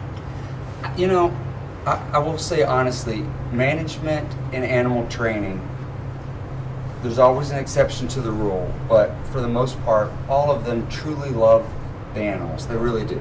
And especially because they started as apprentice trainers just like I did and worked their way through the system. Well, what I think happens is, because they know these people, because they've been were best friends of mine for 20 years, we know what the problems are. We know what is happening to these animals because they're in captivity and the damage, but yet they're still protecting the company. But they're in positions now where they're getting a lot of money, they have families to support, a lot of them don't have educations. What else are they going to do if they don't do this? So I think that's part of the conflict, and then however they rationalize it is individual. But I believe they truly know, they truly love the animals, and they're almost stuck in a sense of what do I do now? Yeah. You know? So it's tough. The first time that you got the chance to swim with an orca, describe that feeling. Well, it was with Corky. She was the first whale I ever swam with, and Corky, most people in this room probably know who Corky is. She's a legend. She was in the movie Orca, 1977. I actually saw it like 6 months ago, and she looked so young. I couldn't believe it. You could tell on her face she was so young. But she's trained a lot of trainers because she's very tolerant. I mean, all killer whales are dangerous, and all, you know, but some are much more dangerous than others. But she's much more forgiving. She's very tolerant. So, but by the time I swam with her, you know, you don't just jump in and do a hydro and a show. You start very simple, very basic. So I had worked with her for a long time, dry, as we call it, not in the water. Before then, I got waterwork approval for her. So then once I got waterwork approval, my very first session with her was just to ease in the front show pool with her and rub her down for a brief relate, as we would call it, relationship type session, and get out. So it's very short, very brief. And because it was like just a natural progression at that point, and I had worked with her so long, it wasn't even until after I got out of the water that I got even excited about it. I was like, oh my gosh, yeah, this was the first time I actually got in the water with a killer whale. Was it an emotional time for you, or was it more just excitement? It was more excitement because I think, gosh, at that point in your career, so much emotion is taken out of you. You're treating things already so clinically. You're looking at things so much through a behavioral prism that we don't come to work and we're not these emotional people, because we can't be emotional in a show. We can't be emotional in a session because you're constantly making these life and death decisions behaviorally with the whale. So it causes you to be very abrupt sometimes. So did this lack of, you know, where you have to kind of distance yourself slightly emotionally, did this have an impact? In the year 2000, you were obviously among a team of trainers that performed the first successful artificial inseminations. Did you have to be emotionally distanced to do that? Did you feel like what you were doing was wrong or beneficial? At the time, beneficial, and I was proud of it. It was with Kasaka, and I worked with Kasaka, I swam with Kasaka, and Blackfish. She's the one that's dragging Petey, bald-headed guy, down to the bottom of the pool repeatedly. She was considered, Telecom, as you guys know, is a non-waterwork whale. We never swam with them, even though, of course, what happened with Donal. But Kasaka is the most dangerous waterwork whale. Well, I also swam with her. I was very close with her, loved her very much. And I felt at the time in 2000, because this was the first successful one in the world, that I was overjoyed to be a part of it. I was on the team, I helped to train it. I was there to do it the day we actually did the procedure. And I just remember being excited about it and feeling like we were something that was first in the world. But my views on that radically changed later once I realized what we truly were doing and what was happening to the whales because of it. And explain, what is that radical change and why? So I'll just give you an example. So I did, artificial insemination on Kasaka in 2000, and I remember after this session being so excited with Kasaka afterwards and just praising her and running around the pool and playtime and just thinking it was the greatest thing in the world. And then as time went on and we were training it, of course, training on, won't get in graphic details, but training it on the male side, training it on the female side, you slowly start to see how invasive it is, especially for the females, and what we're Could you sense that from the animal? I'm sorry? Could you sense that? Oh yeah, absolutely. So Kasaka often, and so would Takara, when later I would perform artificial insemination on Takara, they would close their eyes, they're in pain, but because of their relationship with you, they'll tolerate it. Yeah. Even when we would drill their teeth, we would do it with no pain medication, and I mean, imagine us getting our teeth drilled with nothing, no shot, and here my hands are in the mouth of this killer whale. All they have to do is close their mouth and take my hand and my arm off, and they're allowing, the bond is so strong, they're allowing me to manually drill their tooth that's already infected and already abscessed. Yeah. So the relationship, what they will allow you to do, which is even more heartbreaking when you realize really what we have taken from these animals and how willing they are still to this day to do for us. But to go back to your question about, so by the time, I'll just fast forward to 2011 was the last time I artificially inseminated Takara, and I did not want to do that. I did not want to put her through that, because at that point we had taken her from her mother, Kasaka. And then Kohana, even though SeaWorld still says, even on their official website, that they do not separate mothers from their calves. We've got that here that I want to speak to. Okay, so I'll wait and go back to that then later. So she had been taken from Kasaka, her mother. They had taken Kohana from her first calf, who was only 3. And then she had Trua, and then they took her from Trua when he was only 3 to ship her to Texas while she was 7 months pregnant. And after she had Sakari, now we were artificially inseminating her again. And I knew Takara from the California days, and now I knew her. We were reunited in Texas, and I can tell you honestly that her spirit was broken. It was a totally different whale. The whale that I knew from California, and how joyful she was, and how interactive and interested she was, and she just, there was like a part of her that had died. It's just a breeding machine. Yeah, and I mean, and think of it in people terms, if we had been put through this repeatedly over and over again, and moved and stripped from our family units, and I mean, of course, I mean, something inside us would die in that process. So when I artificially inseminated her in 2011, I protested I did not want to do it. Yeah. I did not want to do the procedure on her. I'm the one who did it, but because I had the strongest relationship with her, and I wanted her to be the most comfortable she could be. But I made it clear that I did not think that we should do this procedure on her, to put her through it. And so when we did it on her, I remember saying to her after the procedure, well, as I was holding her and as she was being inseminated, and then afterwards keeping her in that position, I was just apologizing to her over and over again. I was just telling her, I'm sorry. I'm so sorry. You know, I can't control it. You know, like I tried to stop this, but I couldn't stop it. The guilt must have been horrible. It was horrible. Okay, moving on, because I mean, we could speak for hours with you here today, but tell us about Dawn. Can you be more specific? Yeah, okay, tell us about the incident that occurred. Tell us about Dawn as a trainer, first of all, and she was a senior trainer, and everyone was in disbelief. Yeah, Dawn was, and I knew Dawn really from Lindsay in France, because when I left SeaWorld in California, and I went to Marineland Antibes, and I was a supervisor there for a couple of years, and then later came back to SeaWorld in 2008 just to 2012.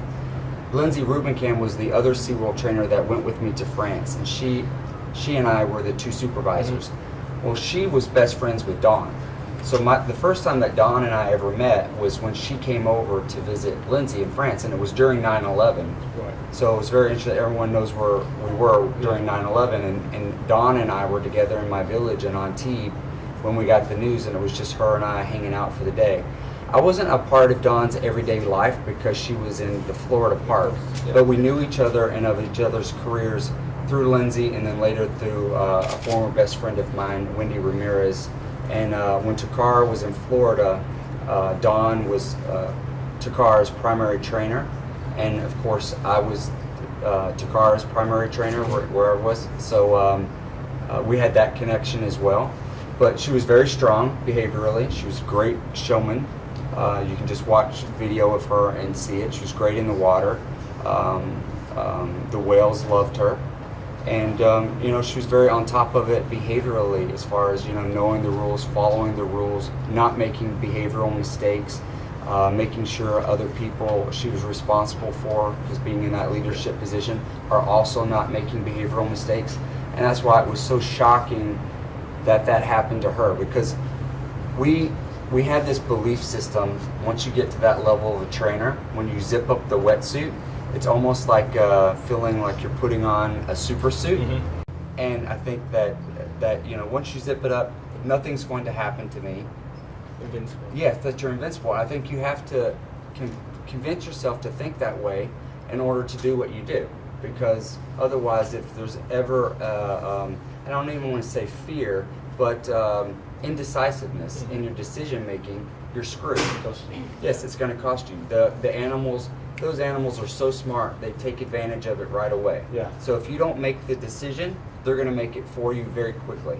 So I had always believed, and I still believe it, but Don is a horrific exception, that there's always a way to get out of these situations, like even if it's ugly, because I've been in multiple waterwork regressions, and you know, they get ugly, but just like with people, if you get in a fight with a person, at some point you start to calm down. At first you're in a rage. I don't know, maybe I'm just speaking for myself, but No. okay, you understand? You haven't heard what it's like. Okay. Yeah, carry on. So at first you're in a rage and you don't see anything but who you're attacking, right? Same thing with the whales and an aggression. But then eventually calmer minds set in and you can be redirected. So during a major aggression, that's what's happening with my mind, in my mind and other experienced trainers, is you're waiting for this animal to get to the point where they're calm enough that you can redirect them in a positive way and get out of this situation. There's a scene in Blackfish, which I need to move on to now, where one of the trainers has his foot in one of the orca's mouth, and the orca brings the trainer down and up, and he is completely calm. Is that what you're on about, where he's trying to wait for the orca to just calm down what he's doing? And that was Petey with Kasaka, and that was Kasaka's last waterwork session. She was pulled completely from waterwork after that, even though that was before Don and Alexis were killed, because that aggression was viewed as so severe. And also, let's be honest, it's because the media had it. The media controls a lot of it. I'm being told to wrap up. I'm really sorry here. But I want to ask you Blackfish. Sorry, in my ear they're saying we need to wrap up, you need to be somewhere. So I want to ask you, first of all, as quick as you can, Blackfish, what's it about? I think Blackfish, what it did was this long-standing debate. This debate has been going on for decades, but now it's in the forefront of mainstream consciousness. And I think this movie, that's why I believe in the power of media.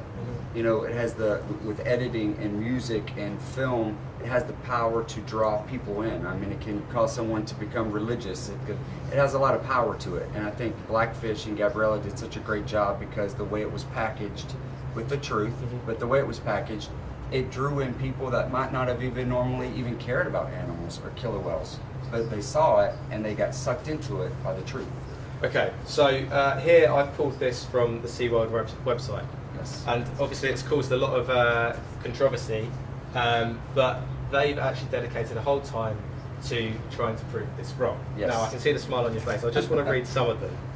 They claim that Blackfish employs false and emotionally manipulative sequences concerning the collection and separation of killer whales. Is anything within that program false, or is it all? During my career, and just off the top of my head, what I know of, we have taken 19 calves from their mother. Even though SeaWorld still has on their website, we do not separate mothers from their calves. We took 19 from their mothers, and only 2 of those were medically necessary. Now, it also says the movie relies on former SeaWorld employees, most of whom have little or no experience with killer whales, and others who haven't worked at SeaWorld in nearly 20 years. They're not talking about me. Well, of course. So, and you know, and this is but they try to attack me in other ways. This is the way that they try to attack Jeff and Sam and Carol and John. But the fact of the matter is that even though those guys haven't been at SeaWorld in a long time, our experiences are parallel. We had the same experiences. So whether or not that they left in 95 and 96 and I left in 2012, we saw the same things. Okay, all right. They're telling me that I need to wrap. I could speak to you for days on end. about this. We will wrap this up right now, but I want to ask you one question. What is the future of SeaWorld? I think it's over. The way it exists today, it's over. So I think they have a choice. They can change their business model and they can continue on in a different format. And the only way that's going to happen is they have to stop the breeding program. I think that society, where we are now, we are not going to tolerate anything less than them stopping their breeding program. So this is the last generation of killer whales in captivity. If they choose the way they are doing now to dig their heels in the sand and say, like Jim Atchison said, we're not apologizing for what we do or how we do it. If they keep up with that mentality, then they're going to go under. And I don't feel sorry for them if that happens. I don't think anyone feels sorry for them here, do they? John, it's been absolutely incredible, and I tell you, an absolute honour to be able to sit here and speak with you. Thank you so much for everything you've done. You've got a book coming out, I believe. It's available for pre-order. Do you want to tell them quickly about that? Just to that camera right there. Oh, sure. Beneath the Surface, so Palgrave Macmillan in New York is the publisher. In the States and Canada, it comes out next Monday. And then I just got an email from the publisher saying they finally worked out the UK deal. So they also will have worldwide English rights, so it will be in the UK. The email thread said that it should be in major retailers as early as Monday. I don't know if they meant tomorrow Monday or the next Monday. So you should be able to get it online and in your whatever your major bookstores are. Yeah. It's called Beneath the Surface. Perfect. Okay, so just a little reminder, if you're touched by today's causes, then we would unbelievably appreciate any donations that you can give. You can donate £3 by texting WhaleFest to 70007. Text costs just £3 plus your standard message rate, and 100% of the donation amount will be received by Born Free on behalf of WhaleFest 2015. Please ensure you have the bill payer's permission. It's not my fault if you don't. If you aren't based in the UK, you can donate to, just head over to the World Cetacean Alliance website, which should be on your screens now. Right, have you ever wondered how difficult it is to make an award-winning BBC series on the world's largest reef system? Probably not. Either way, adventurer and broadcaster Monty Halls told me exactly how it's done. Check this out.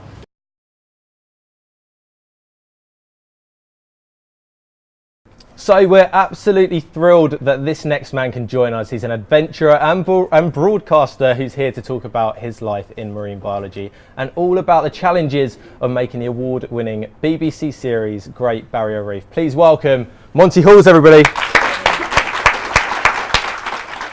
I mean, reading through everything here, you've worked for the BBC, ITV, Channel 4, Channel 5, National Geographic Channel, History Channel, Discovery Channel. Can't hold down a job. Yeah, whoa, absolutely, yeah. Yeah, well, it seems everybody wants you, that's the thing. But what I'm interested in, you're an ex-Royal Marines officer.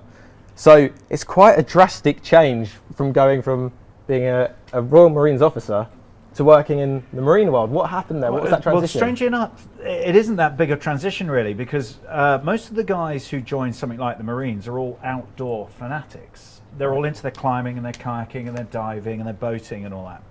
And those are the types of people you end up joining an organisation like the Marines. So to finish a career in the Marines, where I hasten to add, I served the only 8 years in the 350-year history of the Royal Marines where they never went to war. I did nothing of any just as well, though, because you're here today. Yeah. I mean, extraordinary what the guys are doing now. But it gives you a very good grounding in terms of operating in remote environments and operating with teams. And that is a very good grounding to go on to wildlife filmmaking. Absolutely, but was there a defining moment that made you switch from thinking, you know, this isn't the life that I want to do anymore, I want to go into marine biology? What was that defining moment? Two. Tell me. I remember them vividly. Tell us. One of them was running up a beach somewhere on a military exercise, and I took cover on the beach. And it was all going off around me, and there were helicopters flying overhead and a landing craft and people running, shouting up the beach. And I glanced down, there was a rock pool. And I was way more interested in what was going on in that rock pool than what was going on around me, which probably made me an appalling Marines officer, I should think. And the other moment was firing. That's the main thing. Yeah. Oh no, the whole thing was shocking. But and the other moment, which I remember clear as day, we were on an exercise in the Caribbean of all places, and we anchored up next to an atoll or on a mooring next to an atoll, and I remember, or a quay, as they call them in the Caribbean, I remember glancing out, looking at the reef, and thinking, I should be in there, not standing here. It was a real turning point in my life. It was a real, that's where I want to be. Meanwhile, you were dodging bullets at the same time. No, I never dodged a bullet in my life. Right. So, yeah, you know, that was pretty much the start of me leaving the Marines. About a year and a half later, I was out. I was done. Wow. Yeah. And what was that transition period between going from the Marines? How did it happen? How did you get on the team? I hasten to add, I had a very good time in the Marines, and I really rate them as an organisation. I'm very proud to be a Marine. I wear this, which is support Royal Marines charities, the wounded guys and all that. So I wasn't having a bad time there, but I left and became a mature student at Plymouth Uni, doing a marine biology degree, and I was one of those annoying mature students who sat at the front, shushed everyone, asked questions after the bell, all that sort of stuff, and had a fantastic time for 3 years at the uni, but paid my way through uni by running expeditions. And so that all married up when I left by using the marine biology degree, using the experience of being in the Marines, working with teams in tough environments, and I ended up leading several camera crews in various places. And one day the camera turned around and I babbled away. And it worked so well for you. Look at you now. Yeah, now you're on the WhaleFestLive lounge. You've hit the peak. Yeah, now, absolutely. But tell me, Great Ocean Adventures. It was great. Yeah. It was phenomenal, in fact. And tell us a little bit about the making of that. What went into it? How did it happen? That was one of the things I always say to people who want to get into this is I say just do it yourself. Just get out there and do it yourself. No one's going to walk up to you and say, we've got a film, we want you to be in it, and here's a film shoot and we're all waiting for you. You've got to do it yourself. And I was essentially, when I finished my degree and I ran this expedition company, we must have made £10 a year sometimes £12 a year, you know. It wasn't like a massive business or anything, but it was my apprenticeship in running these projects. And one of the projects we put together was a thing called Totally Wrecked. And Totally Wrecked was going around the world diving the 10 greatest shipwreck sites in the world. Wow. With a team of divers, and they paid to come along, and I led the expedition, and we filmed it all wobbly handheld cameras and just jumped in and filmed whatever happened and produced a DVD of it, which I'm selling to this day. I'm flogging that wheezing. And is it doing well? It's still? fine. There yeah, we go. You know, I sell, that's the main thing. Oh, I sell sort of 4 or 5 a year. And, no, make it 6. I'm buying. That's fine. But it suddenly made me realise that there was this thing of leading groups and just filming the process that broadcasters might find interesting. Yeah. And so I put together a thing called Swimming with Giants, where we went off around the world to try and swim with the big charismatic animals in the sea. And had 14 divers with us, and Channel 5 said, oh, we'd like to film that. And so a film crew was bolted on at the last minute. The bloke who was our director, a guy called Ray Eastman, who was a lovely, sweet man. The shows Ray had done before all tended to be sort of lifestyle shows, fashion shows, location. So completely different. Never been in a boat, never filmed an animal. Oh, wow. And our original director dropped out, and he got a call on the Friday saying, Ray, what are you doing on Monday? And he was like, nothing. Would you like to come to Galapagos, Belize, Bahamas, New Zealand, Australia for 3 months? And Ray, being the legend he was like, all right, I'll give it a go.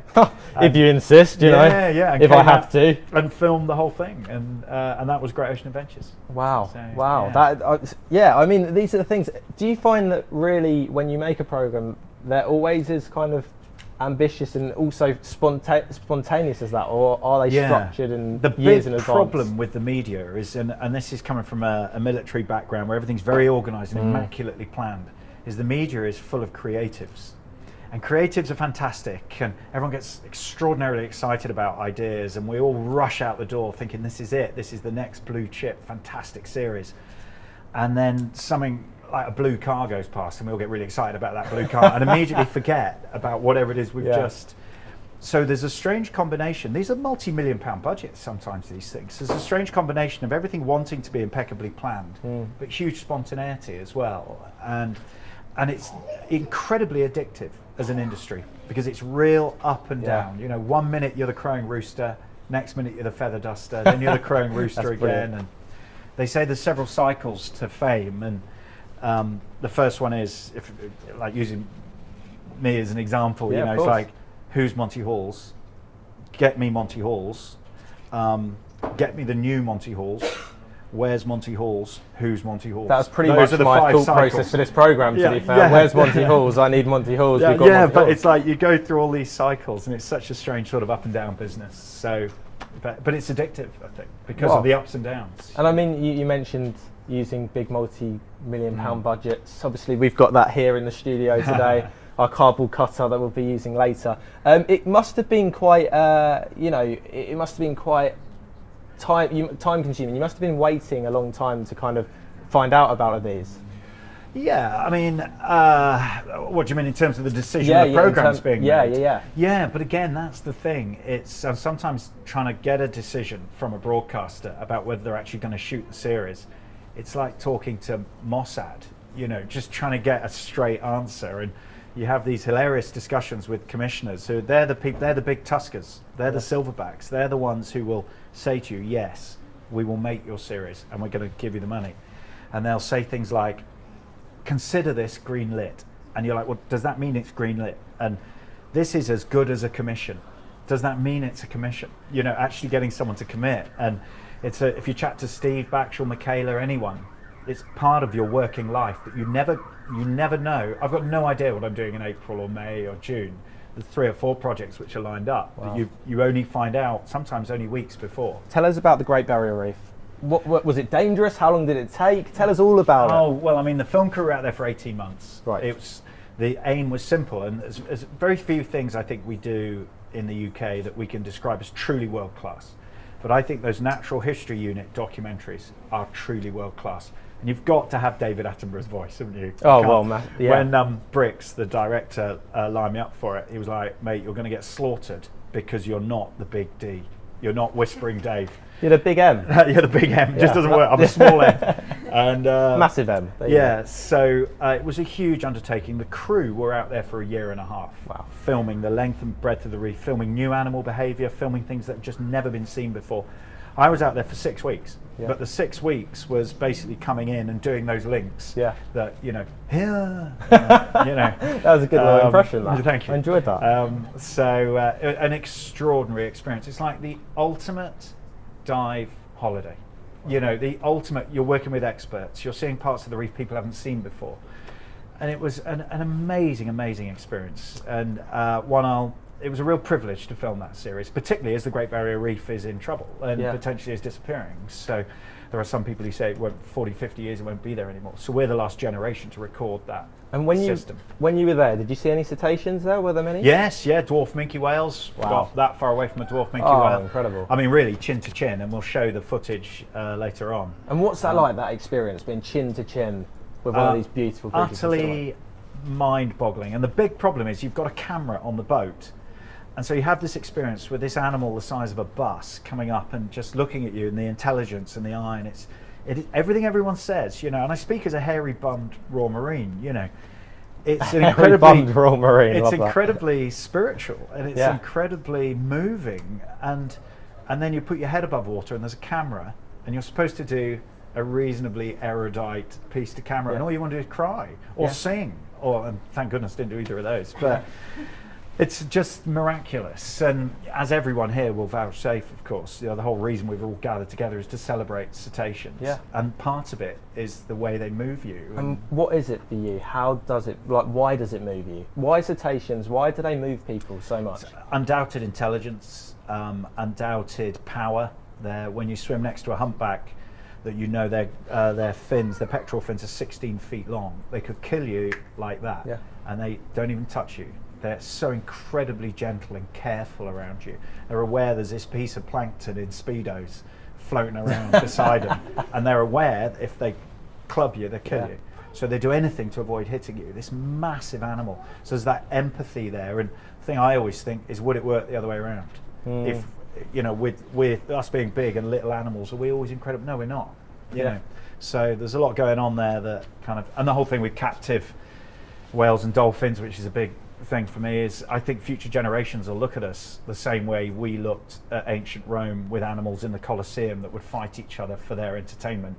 Well, that's the way future generations will look at us, that we take these incredibly intelligent animals that communicate with sound.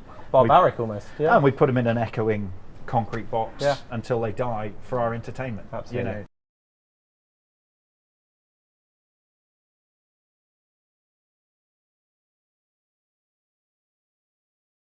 Well, how amazing does the Barrier Reef sound? Well, if you'd like to head over to the website, you too could be heading there. So all you have to do, it's simple, is place a bid and have the opportunity to spend 5 nights on a live aboard.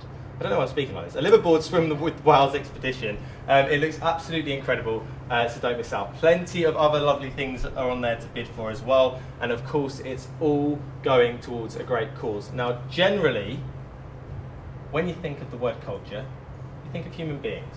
You think of different cultures within the human life. But my next guest proves that that's not necessarily the case. Please put your hands together for Mr. Hal Whitehead, everybody. Lovely to meet you. So, Hal, I'm excited that you're here. I'm excited to talk about all these cultural lives of whales and dolphins. Tell us, first of all, what does that mean? What is a cultural life of a whale? Well, first, culture. Yeah. Culture, right? Let's start with that. Yeah, culture. We have all kinds of concepts of culture, but for me, as a biologist, it's what we learn from each other, right? Right. And then pass on. So different groups of humans or whales do the same thing because they learnt it in the same way, and then maybe they'll pass it on. So they adapt to each other's ways of life. Right. Yeah, that's right. You get a whole bunch of humans doing the same thing. Like we're all here talking about whales because whales are part of our culture. And we're learning from one another as well. We're learning from one another. Yeah. That's right. And I'll go home and I'll talk about what someone told me here. Yeah, hopefully it won't be what you've learned from Live Lounge. There won't be much to learn from here, I tell you. But I, on the other hand, will be learning from you a lot. So, yeah, that's great. Now, Hal, you've been studying cetacean cultural lives for many years. In that journey, what have you found?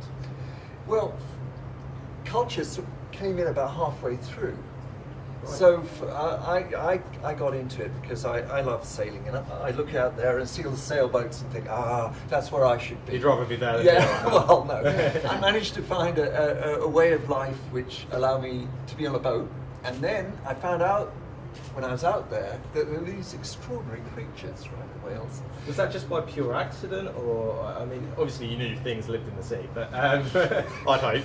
But was it by pure accident that you found something that inspired you in the sea? Or? Almost, yeah. I was sailing along and I saw some whales. I thought, oh, that's nice. And then I was put into port and I met some whale scientists, and they said, well, you can help us. You can keep track of the whales you see. So I thought, great. So I did that. And then gradually I became one myself. So, yeah, that's how it happened. So you weren't originally, you didn't study marine biology, you didn't study anything to do with marine life? No? Well, I started off at university here in England. I studied pure mathematics, actually. So something completely different. Yeah, right. Wow. And then you took a turn and, so was it down to those scientists that you met, that you were inspired by them, or would you say it was the cetaceans that you saw? Well, it was both. I loved being at sea, and I saw them. I thought, what the hell's going on here? And then they started showing me ways we could try and look into their lives. Yeah. And that's what I've been trying to do ever since. So, what drew you to your research? Let's talk about your book to start with, The Cultural Lives of Whales and Dolphins. I don't know if you can see that. It's right here. I don't want to. There you go. Right there. I'll do the pose. Tell us a little bit about this. Well, initially, what I was interested in was the soap opera of the whales' lives. I'd see two whales swimming along together. I think, now why are they together? Are they together for their lives, or is this just a night out, or what's going on? Yeah, fling. Or are they paying no attention to each other? They're both interested in this nice squid up in front. Yeah. So I spent a lot of time at sea, as well as developing techniques in the laboratory to try and figure out, the soap operas of whales' lives. And it was a slow business, but we began to get a feel for how they related to each other, how their societies were built up. And as we did that, we found things that didn't seem to fit according to the standard ways we looked at the lives of other animals on land. So the ideas that fall out from assuming social life is like any other characteristic, like how many fingers we have, it's adapted to the environment. Yeah. There were things we were seeing which didn't seem right. So is it fair to say that whales and dolphins are unique in that matter? Well, I don't know about unique, but to try and explain these things, we had to bring in the idea of culture, that they're learning a lot of what they do from each other and then passing it on.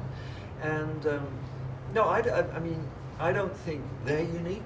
I don't think we're unique, but there are cultural species out there. We're the preeminent one. Almost everything we do as humans comes from our culture, from what we learn. Yeah, just about everything. And then there's a few animals, say like songbirds. So some songbirds learn their songs from each other. So that's a form of culture. But it has been assumed that outside humans there are no species which really depend heavily on culture. And the hypothesis that Luke Rendell, who wrote this with me, and I have, is that for these animals, culture is really important to them. Really important to them. Why? Why is culture so important? Why is it so key? Well, that's one of the things we look at, and we're without giving it away. Buy the book. One of the things we're intrigued by. Why? You know, is there's one peak of culture among us strange, you know, humans of land, and another out there in the ocean. And well, we're not sure, but some of the things that come up is that important to culture is, well, fundamental is learning from each other, and the best individual to learn from is your mum, right? Happy Mother's Day, by the way. Yeah, I think that's it. We think we should do a little Happy Mother's Day, everybody. But, yeah, all the mums out there, Happy Mother's Day. Carry on. That's a great link. Thank you very much. I was going to say that later, but you helped me massively there. Yeah. Why your mum? Why your mum? Yeah. Well, if you're a mammal, and we are all mammals, and the whales are all mammals, you have to spend time with your mum because you get your food for your first little bit of life from her. Yeah. And in some mammals, it's more than just a transitory thing. You know, suckle for a few weeks and then you're off. Yeah. In us, we're with our mum for a long time. Yeah. And it's not only that we're nursing from mum, but we learn a lot from mum. And the whales, it seems to be the same. They suckle for a long time, they stay with mum, they learn how she does things. In the case of the sperm whales, which I study, it looks like they learn a huge amount of their life skills. Yeah. How to communicate, how to feed, how to move, how to react to danger, how to look after each other. Yeah. All that's cultural. All that's learned from mum and the other members of their social group, so their aunties, maybe even a little bit from their big brother, although we're not quite sure whether the... But mostly mum. Mostly mum. Mostly the women. I mean, that is a brilliant segment to have on this live show for Mother's Day, so thank you very much for that. But how do you carry out all this research? I mean, it all seems so complicated, and I mean, judging by the size of it, there's so much to talk about as well, and how do you do your research? Well, the way we do our research is based on what I love doing, which is sailing. So I have a 40-foot sailboat, and I take it to places where there are whales. All over the world, or well, different places in the world. Yeah. So the boat at the moment is off Dominica, an island in the Caribbean. Yeah. We're known for having sperm whales around it, and at the moment, Luke, my co-author, is skippering the boat down there. So. I mean, I like being here, but I think he's got slightly better deal. He's definitely, yeah, absolutely. Yeah. And, if he was here right now, he'd be wishing he was there. No, of course. And so we go there, and the sperm whales that we study have a very strong social life. So a baby sperm whale is born into a family unit, which includes her mother, but also includes aunties and sisters and maybe a couple of older brothers, not very old, because the older males leave.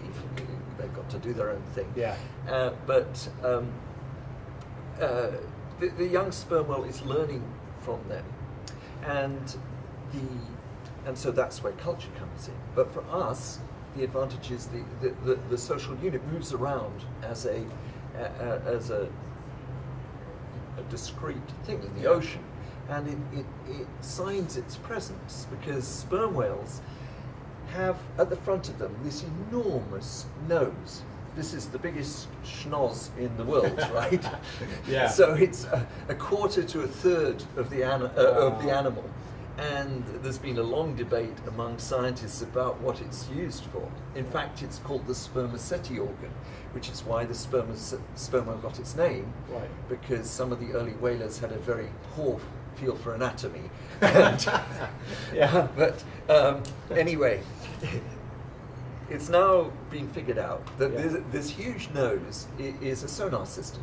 So it's a system designed for making the most powerful sound in the animal world, a click, a really loud, really directional click, which it sends out to search the ocean for the squid that it eats.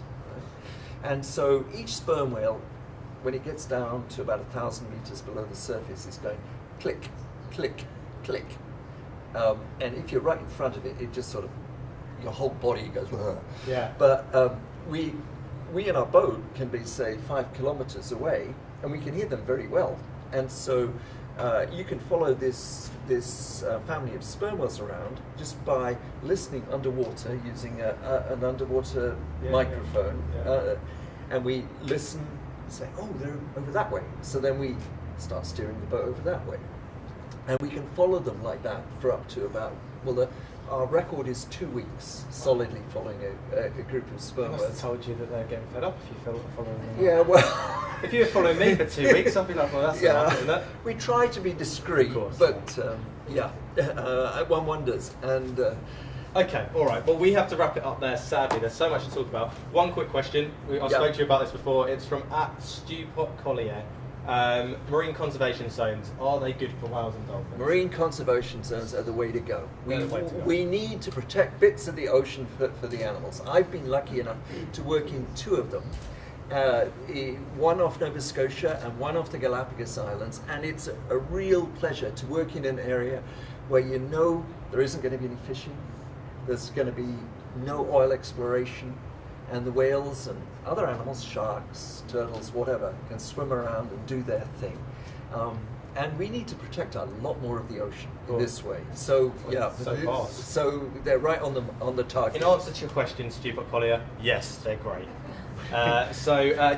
Final thing, please, would you mind promoting your book to that camera right there, and just telling us about it, where we can get it, etc. Okay, this is the book that Luke Rendell and I have written, The Cultural Lives of Whales and Dolphins, and it gives our perspective on the importance of culture to these animals, to the whales and dolphins, and we think that culture is vital to them. A whale or a dolphin is nothing without culture. So I hope if you're interested, you might want to buy it. You can go on Amazon, or you can go to the University of Chicago Press website, and you can buy it there. And we'd be most grateful.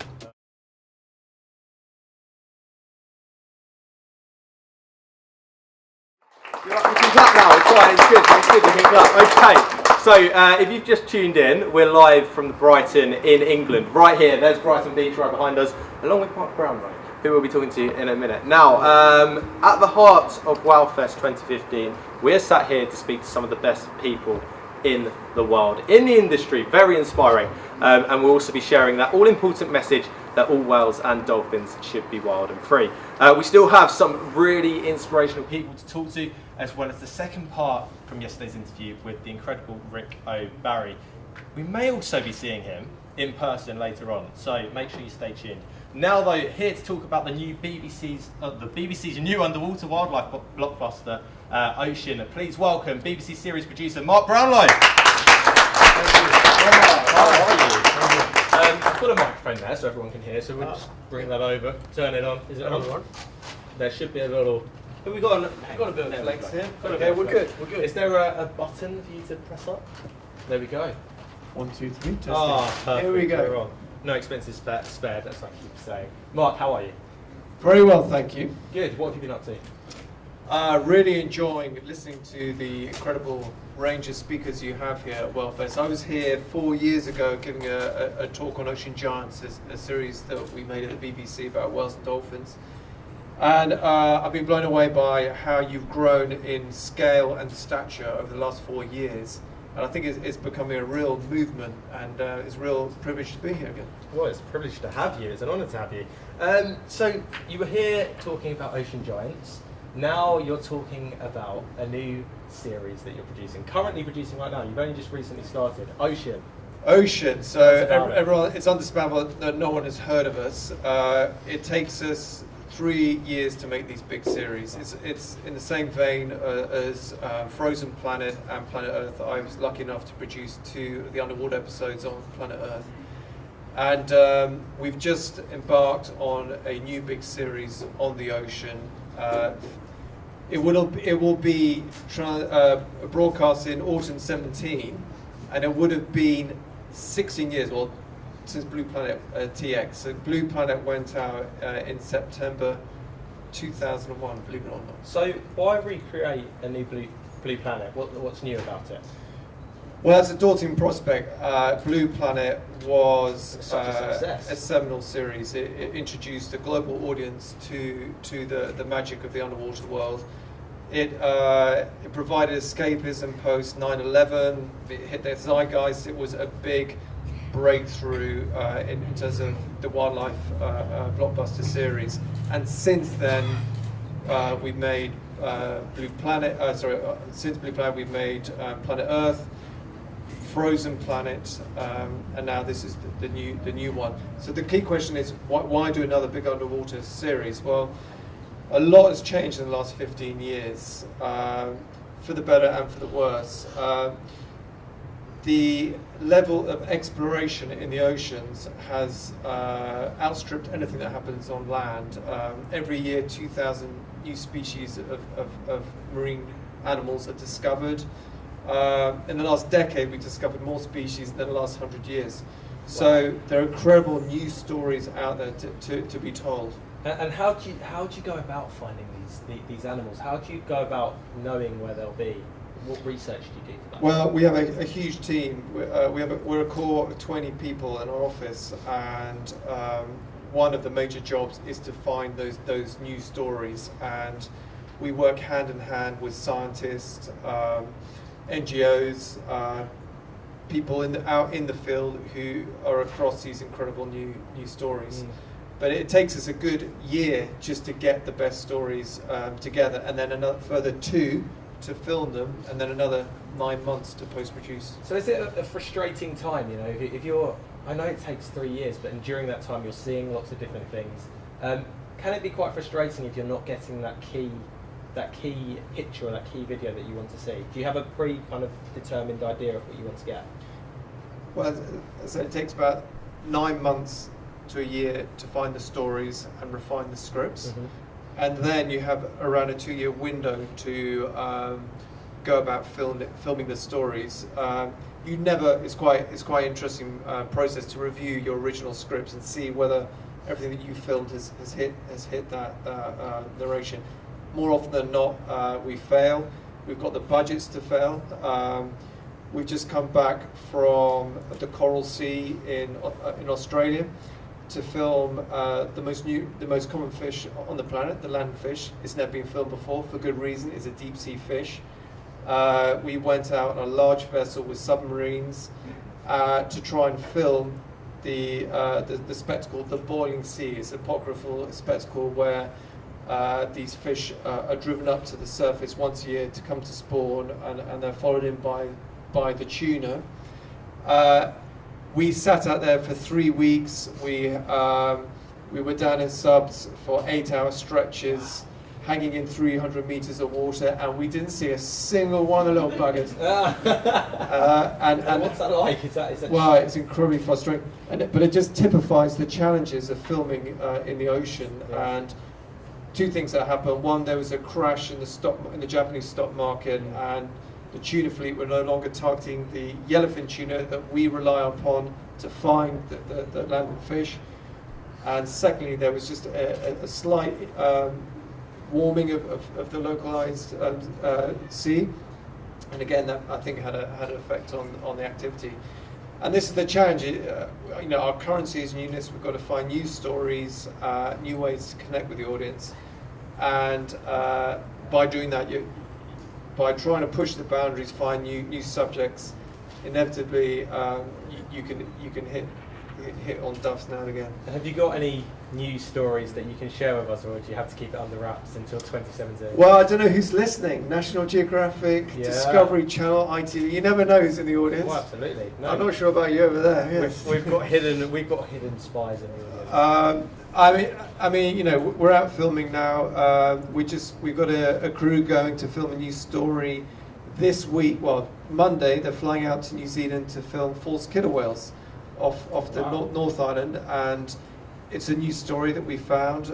There's researchers that had discovered that the false killer whales team up with bottlenose dolphins and cooperate in forming large hunting parties to find these rare opportunities in the endless blue. And what's extraordinary is that not only cooperating, it's a story of cross-species cooperation, but they also food share after they successfully caught their bait fish, and even have hybridized and produce fertile offspring. Oh, wow. I believe they're called wolfins. Wolfins. Whales and dolphins. But it's never been filmed before, and this is what's so exciting. Wow, that is incredible. So you've mentioned dolphins, you've mentioned false killer whales, were they? Yep. Yeah. What cetaceans are you hoping to capture in this new series? Well, as I said, we just begun our filming schedule. We have just been to the fjords of Norway. That was in January, to film this big feeding event that's happening around the herring shoals. The herring stocks are recovering post. They were hammered by the fisheries, and they've kind of eased off now. And the stocks is a good news story. The stocks are returning. Huge numbers of killer whales are homing in on these herring shoals, and they round them up and they stun them with tail slaps. They generate these sonic booms that knock out the herring swim bladders, and they scoop them up. But the twist of the story is that now humpback whales are also turning up, and that's really interesting because we always think of killer whales and humpback whales as being kind of enemies. We've seen a lot of documentations of killer whales targeting humpback whale calves, and what's extraordinary that in this example is a rare example of how they're teaming up to help round up the herring swarms. And if we move away from ocean just briefly, in the past, what's been your favourite moment with a cetacean? What's been the most interesting moment for you? Well, I feel incredibly privileged to have, for instance, dived with humpback whales when we made Planet Earth in a small island in the French Polynesian archipelago called Rurutu, where the females come to give birth in the sanctuary of the reef systems. And we were very lucky. I was diving with a French cameraman called Didier Noirot of Cousteau fame. He and I were there for a month trying to capture the intimate relationship between mum and calf and suckling behaviour. For me, a seminal moment for me was when I was snorkeling at the top. Didier was in a semi-closed rebreather at the bottom. In fact, the female was being chased by a group of bull humpback whales who wanted to mate with her. And as she passed overhead, over Didier's head, I looked behind me and saw a train of bull killer whales coming. And so I started sort of screaming down my snorkel to try and get Didier's attention to turn around to get this amazing shot of these killer whales passing over his head. But of course he didn't hear me, but the whales did. And they all came charging up to me, and I absolutely bricked myself. And having made a couple of shark films prior to that, I'm always a bit kind of nervous around large marine creatures. And but it just sort of demonstrated how how intelligent these marine mammals are, and huge whale will come straight up to me and just roll on his side, and just squint at you with his piggy little eyes, and then just delicately wove past me, and they could have swatted me like a mosquito, but they just they know exactly where you are, they know the distance you are from them. They just chose to just slide by without any contact at all. And I suppose it's sort of just, they are the whales of the ocean, and it's just a real privilege to have a one-on-one with such an incredible creature. And essentially, I mean, you are in real danger when you're with them. Do you feel that when you're in the water, or not at all? No, and I suppose that's what I was trying to say, compared to sharks, where a few sharks, most sharks are scared of you, avoid you. There are a few sharks, particularly great whites, that are, they have an attitude, and you get the sense they're not afraid of you, and that you're in their world, and they are the masters of their universe, and if they want to come check you out and see what you are, they will. But with whales, like the humpback whales, you really get the sense that they're curious, but they are never, despite their huge bulk, never felt threatened. And I suppose killer whales are a great testament to their intelligence. There's never been a documented case in the wild of killer whales attacking divers, despite the fact we look like seals in our wetsuits. They've never ever attacked anyone. And that again is quite extraordinary. So this is quite a valid point that you've brought yourself onto here. That when you look at the likes of SeaWorld and other marine parks, and there have been documented cases of injuries or even deaths in captivity with trainers, do you put that purely down to captivity? I don't really want to get sucked into this whole debate. I mean, there's no doubt that it's an unnatural situation to have these extraordinarily intelligent, massive creatures penned into these tiny enclosures. It's no great surprise to me that you get abnormal behaviour as a result of captivity. That's fine. Yeah, no, that's absolutely fine. So how do you tackle the issue of conservation within things like ocean, and how do you tackle that issue?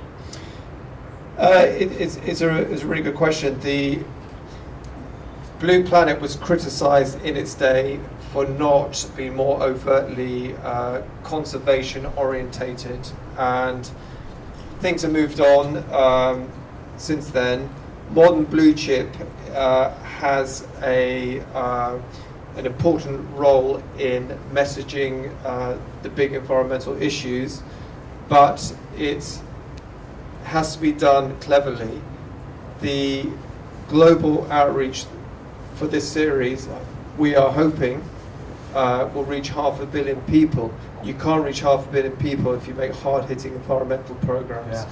And so we have to engage the audience with telling personalized stories of underwater characters, and that you can empathize with, bring people in with universal themes of parenthood, trying to find a mate, feed your young, defend yourself against predators. You want to use humour to engage the audience. I think it was the Daily Penguins in Frozen Planet proved that point when they were trying to steal the rock piles off each other. I mean, that was a big hit in the social media. So in modern natural history, we've got to give people privileged access to new worlds, tell new stories, make them feel like they're seeing something new, refreshing, but at the same time make conservation points without sledgehammering them. So you talked about characterising these animals and building a story with them. Do you ever find that you become emotionally attached to these animals, or do you try and distance yourself from the story? I mean, there's an ethical code of conduct where we just have to observe and not get involved in what's unfolding. I've had a colleague of mine who's just returned from Rain Island, where green turtles nest every year, and when the mothers return from nesting, they can get caught out in the low tides, and they literally have to walk across sort of canyon land to get back to the sea, and many of them upturn, get wedged in between rocks and are trapped. Officially, you shouldn't really get involved, because you could argue, well, the dead turtles will eventually wash out and provide food source for tiger sharks and other scavengers. I have known colleagues who have helped tip them back in the ocean. It's so hard not to, yeah. I mean, we're all humans, and ultimately, we have hearts. Of course. Well, I'm glad to know that. But Mark, thank you so much for coming along today. It's been great. And Ocean's out in 2017. Correct. Thank you very much for having me here. No, not at all. Give them a massive round of applause. Are there any questions for Mark in the audience? Anybody got any questions? Yeah, please. Let's have a place for BBC to do something around captivity issues. Obviously, Can you just repeat that one more time so the booms can pick you up? Is that all right? Obviously, where Blackfish and the Cove had a positive impact against the anti-captivity measures, do you think there's a place for the BBC to perhaps project that to the UK? Because obviously a lot of the UK population go over to Florida every year and go to SeaWorld. Yeah, it's a hot topic of debate within my department. We're always asking, how can we make conservation films within the BBC platform? Commissioners, I hope they're not listening, I hope they are listening actually, that they have an aversion to conservation subjects. They in the past they haven't proved crowd pleasers. It's hard to get the audience to tune in to overtly conservation-led stories. Having said that, Cove and Blackfish are two of my personal favourite films, and as is proved with Netflix and other platforms, people are being moved by them. In the past, those kind of films have been sort of restricted to sort of the festival circuit, but they now really seem to be cutting through. It's our job as filmmakers, our challenge, to persuade the controllers and make those kind of films popular. So, and it's a challenge we will have to rise to. Give him a round of applause for that, guys. Mark, thank you so much for coming along. As I say, stay right there. Just got to do my link, and then we'll get a selfie, which I have to do and everything. But yesterday, I found out about a real problem that we're facing in the world right now, and the possible big issue for next year's WhaleFest. It's the issue of whale ghost nets and entanglement. I caught up with Alyx, Elliot, who talks about the protection and their efforts to solve the problem.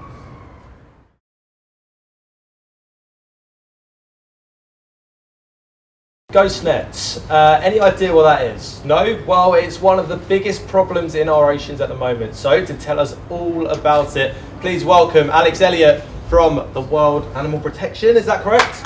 There we go. Give her a round of applause. So, if you're like me, you may be wondering, what are ghost nets? Ghost nets are fishing gear, fishing pots, nets, traps, line, anything that's been abandoned, lost or discarded in the world's seas and oceans. And why are they such a big problem?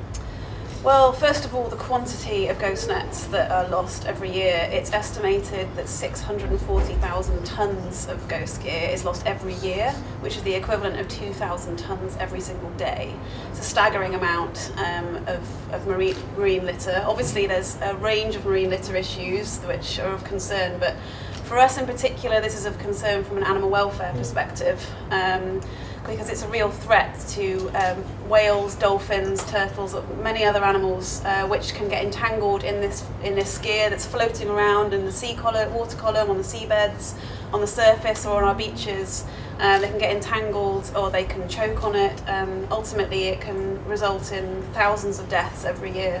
And is this a real problem for the UK, or is it a global problem? Is it a local problem? What's the issue? Both, absolutely. Really? Yeah, it happens all over the world. Essentially, where there's fishing activity, gear gets lost. It could be because of bad weather. It could be because gear gets tagged up on wrecks or on other features of the sea floor. It happens absolutely everywhere. I mean, here in the UK, we've just undertaken some research to try and start quantifying it. It is by nature a very difficult thing to measure because a lot of it is hidden beneath the waves.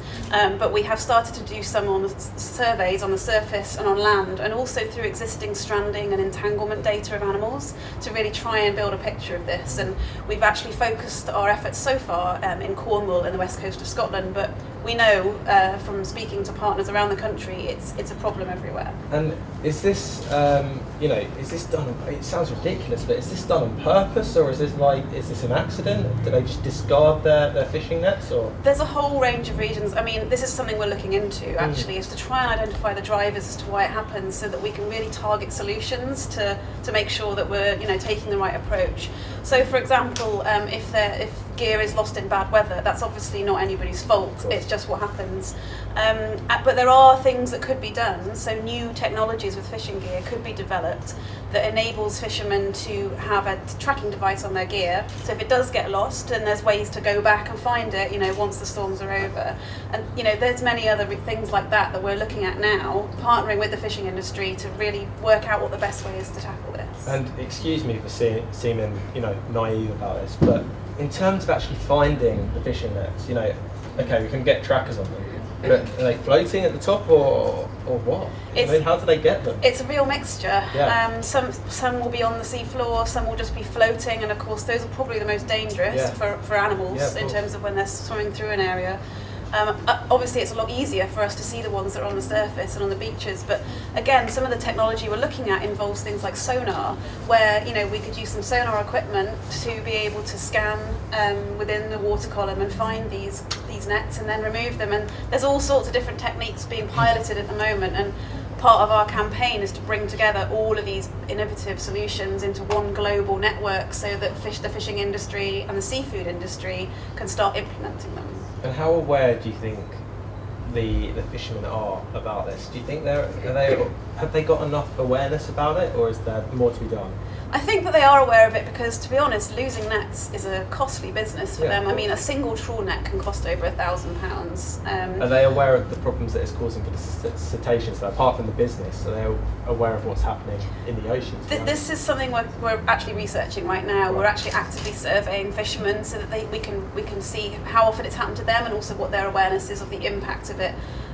Obviously, they'll probably be more aware of its impact just on ecosystems and the environment, excuse me, but whether they actually know the extent of the impact on individual animals is yet to be determined. And are there any legal measures? I mean, firstly in the UK, are there any legal measures taken against this, or? It is illegal to discard or abandon fishing gear already. Obviously, it's difficult to monitor compliance with that. Well, that's the issue. Is there intent behind it? No, well, absolutely. But in terms of there isn't any other laws in terms of making sure that there isn't enough resource, in other words, to go and police it. Right. What we're trying to do though is to make it easier for fishermen, basically, to bring back their end-of-life gear and to recycle or dispose of it responsibly. And obviously, you're saying cetaceans and animals are being affected by this, but specifically, kind of what animals are being affected? How are they being affected? Okay, well, it differs all over the world, obviously, depending on where species are and which ones are passing through hotspot fisheries. Here in the UK, we know, for example, that in the southwest, seals in particular are affected. Down there, they have one of the highest rates of entanglement in the whole world. A lot of that is because there's a huge seal colony down there. And up in Scotland, it's much more that minke whales are being affected. We've also heard tales of leatherback turtles being affected, and it's known that gannets all around the coast are actually using fishing gear to create their nests. The upshot, though, of that is that they have their young, they hatch, and many of these new hatchlings get entangled in fishing gear as soon as they come out of the egg. It affects a broad range of species, and it can affect them in so many different ways, whether it prohibits their movement because it gets tangled up in their body parts. They could choke on it. I mean, I've just actually come back from Cornwall having seen some seals that between Christmas and the end of January, there were 5 seals that were actually found with evidence of entanglement. 2 of them, one of the worst that they've ever seen at the Cornish Seal Sanctuary down there. They had monofilament and net wrapped right around their neck. One of them had net that was 9 meters long that it was trailing behind it. The other one had monofilament that had cut in so deep it had almost decapitated the seal, and it had been living with this for who knows how long. So Did they survive, or? So out of the 5, 4 of them have survived, and I was actually down in Cornwall 2 days ago when they were released. And so the work of people like British Divers Marine Life Rescue in finding these animals, getting them to the vets, getting them sorted is so crucial. But seeing those injuries, I mean, it makes you realise that it's not just that it's an inconvenience for these animals. I mean, this is threatening their lives. Yeah. Exactly. And do you think it's do you think it's important to show, as graphic as it may seem, these sort of images? Is it important to share this with the population so that people are aware of it, or is that a dangerous thing to do? I think there's a time and a place. Yeah. I think we wouldn't be out to be sort of showing upsetting pictures to people. But sometimes when you need to actually get across the strength of the severity of the problem, then absolutely that might need to be done. But yeah, it's a kind of a decision you have to make. So how can we educate people then? How can we inform people and help this to be resolved? Well, World Animal Protection has launched its Sea Change campaign, which was launched last year here in the UK, but it is a global campaign, so anyone all over the world can get involved. You can sign up to our email updates. You'll find out everything about the campaign, which is at worldanimalprotection.org.uk/sea change. And on there you will be able to access all the different things we're doing. So for example, at the end of this month, we're partnering with Surfers Against Sewage to do a series of beach cleans all around the UK. And at those beach cleans, people will be able to upload their ghost gear sightings to our new website, which is creating a global map of ghost gear. You can come and have a look at that on our stall if you're here. If you're not, then again you can go onto our website and access that map and have a look at how easy it is to tag. I think have we got it right here? That's actually our report. Bring it over. We'll put that on there. Let's have a look. Wanted that. Yeah, I'll give it to you back, don't you worry, once I've had a read. This is our global report on the scale of ghost fishing gear Can worldwide. you see that right there? You could also download that from our website. We've got all sorts of resources on there that will be useful for people. Okay. But so where can they collect this, sorry? On our website, so worldanimalprotection.org.uk/sea change. But yeah, we're going to be, over the next few months, there's going to be all sorts of things people can do, whether it's beach cleans or helping us to lobby the UK government, helping us to lobby seafood retailers. If you sign up to the campaign, we'll be able to keep you up to date. Fantastic, thank you very much indeed. Give her a round of applause, everybody.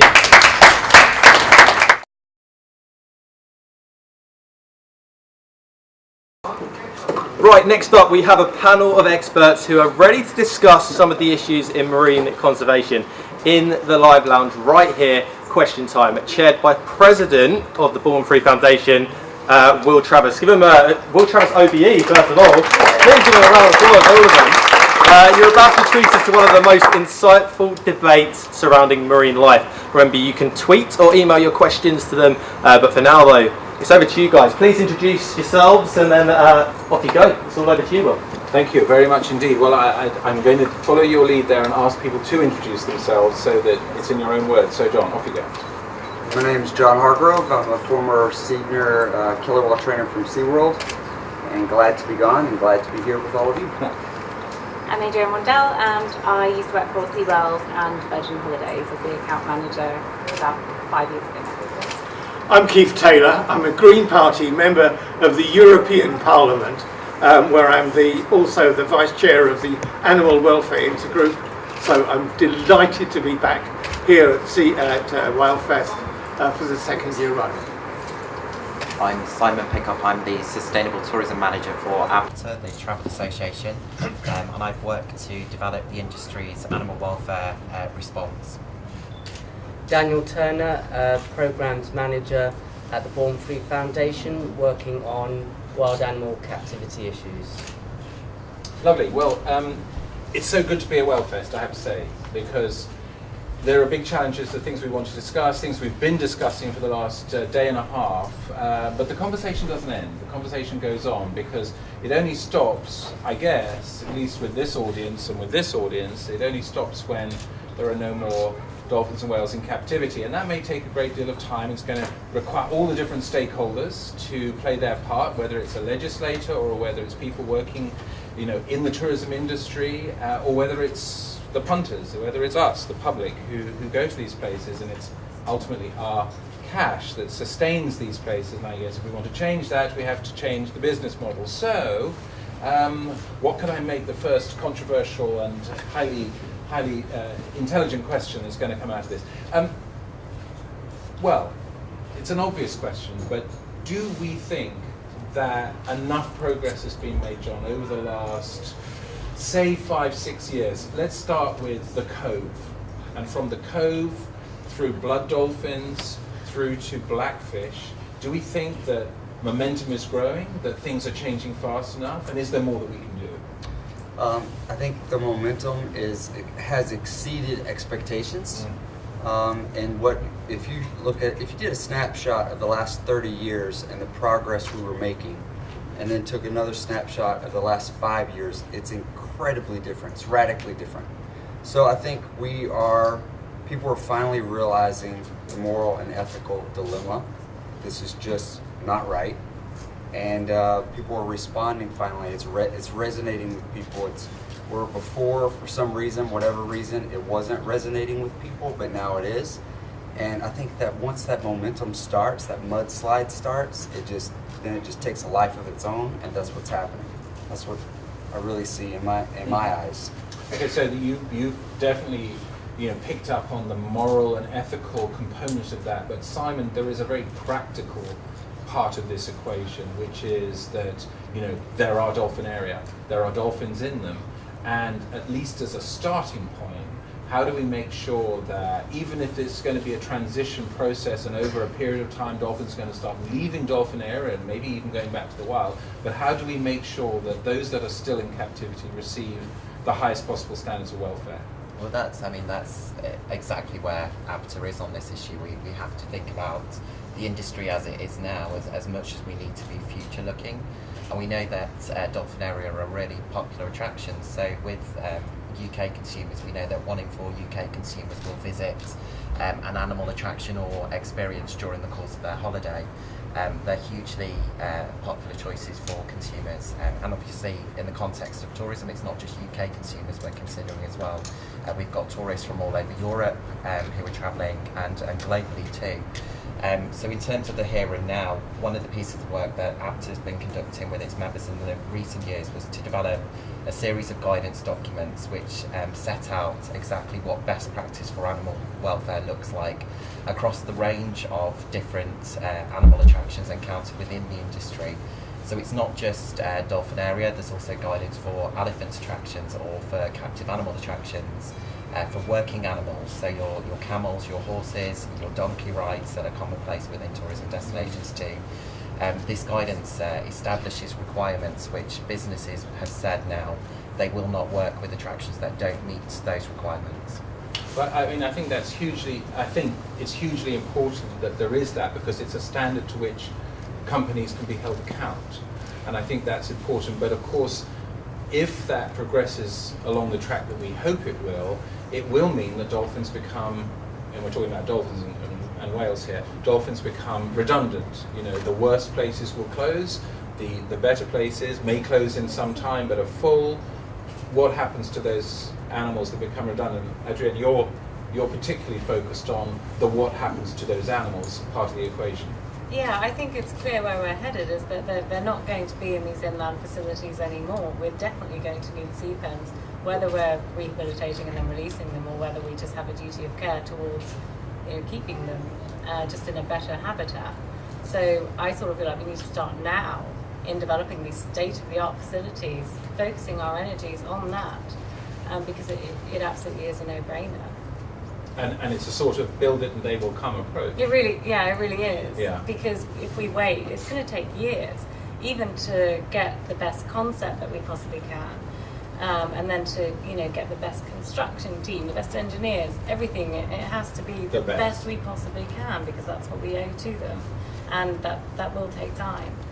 And Keith, from the sort of legislative point of view, the compliance point of view, what role do you see the European Union playing? A very important player in this, quite a lot of dolphin area in Europe. What role do you see European Parliament, European Commission and others playing in helping move that agenda forward? Well, I mean, the EU Zoos Directive contains an obligation on zoo operators to care for higher animal welfare standards, to have education. And in no part of that to my mind, is the element of entertainment. And this is a big money spinner for those zoo parks. And one of the things that we should do, it's sort of fairly shortly, is to stop captive breeding, because the fewer dolphins or whales that we have, the smaller the investment of the SeaWorlds of this world actually have. And what we need to do is to mount the pressure, the three-pronged pressure, within the legislative frameworks, within the trade travel guides, and within the public, because there is no public appetite for what is increasingly being understood to be cruelty, to be animal abuse. You know, we're taking these creatures out of the wild and we're locking them up. Now, we do that to human beings when we put them in prison. And those human beings have every opportunity to mount a legal defence. But where's the defence for a dolphin? It's not guilty of anything other than being a dolphin in the wrong place at the wrong time. And this is wrong. And what we need to do is to add the voices to the coalition against dolphinaria, and we need to pursue the point. We need to make the legislation that already exists work better.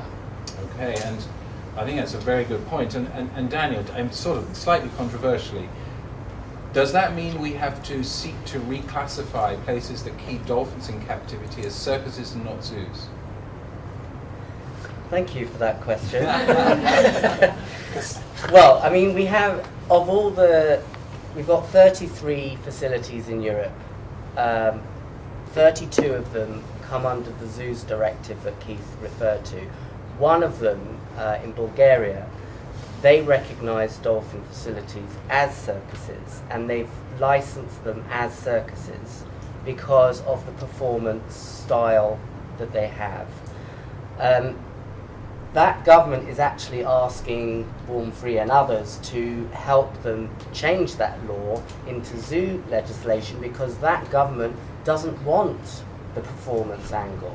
So they're wanting the facilities to meet the requirements of public education about conservation and species conservation. So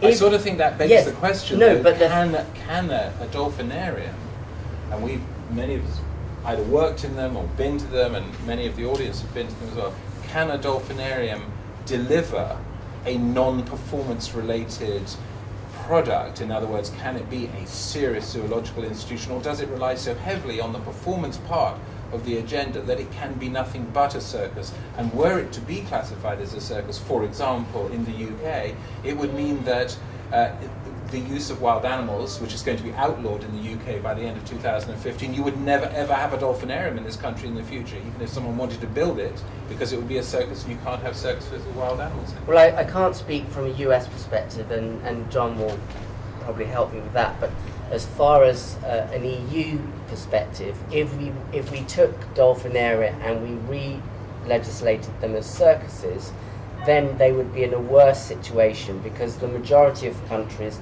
do not have robust legislation focused on the needs of the animals in a circus environment. But we do have good legislation for animals in zoos.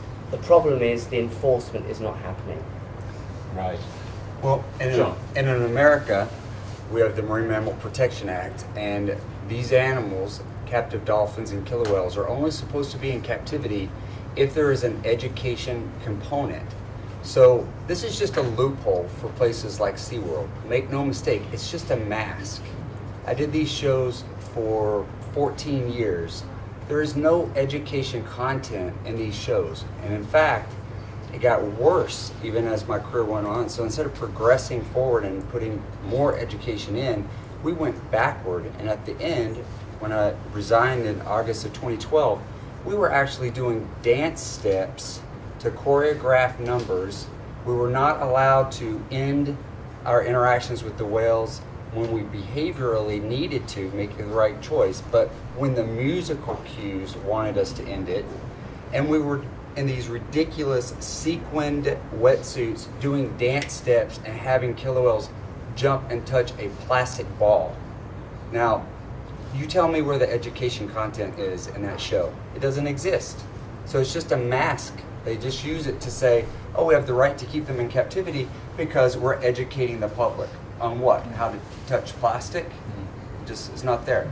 Okay, so, I mean, what I'm sensing is, and here's a sort of slightly different question, that is that the public mood is driving. I'm not sure whether it's the politicians that we elect who are leading the process or whether the politicians are being led by public mood, but it sounds like the game is up, just when, not if, in the States and in Europe. The question now is, what about those big emerging markets, China, for example? And I don't know about cetacea in China, captive cetacea in China, but I know, for example, that Zimbabwe has caught 40, 50, 60, depending on which outlet you read, 50, 60 elephants that have been caught calves to go to China for the captive industry.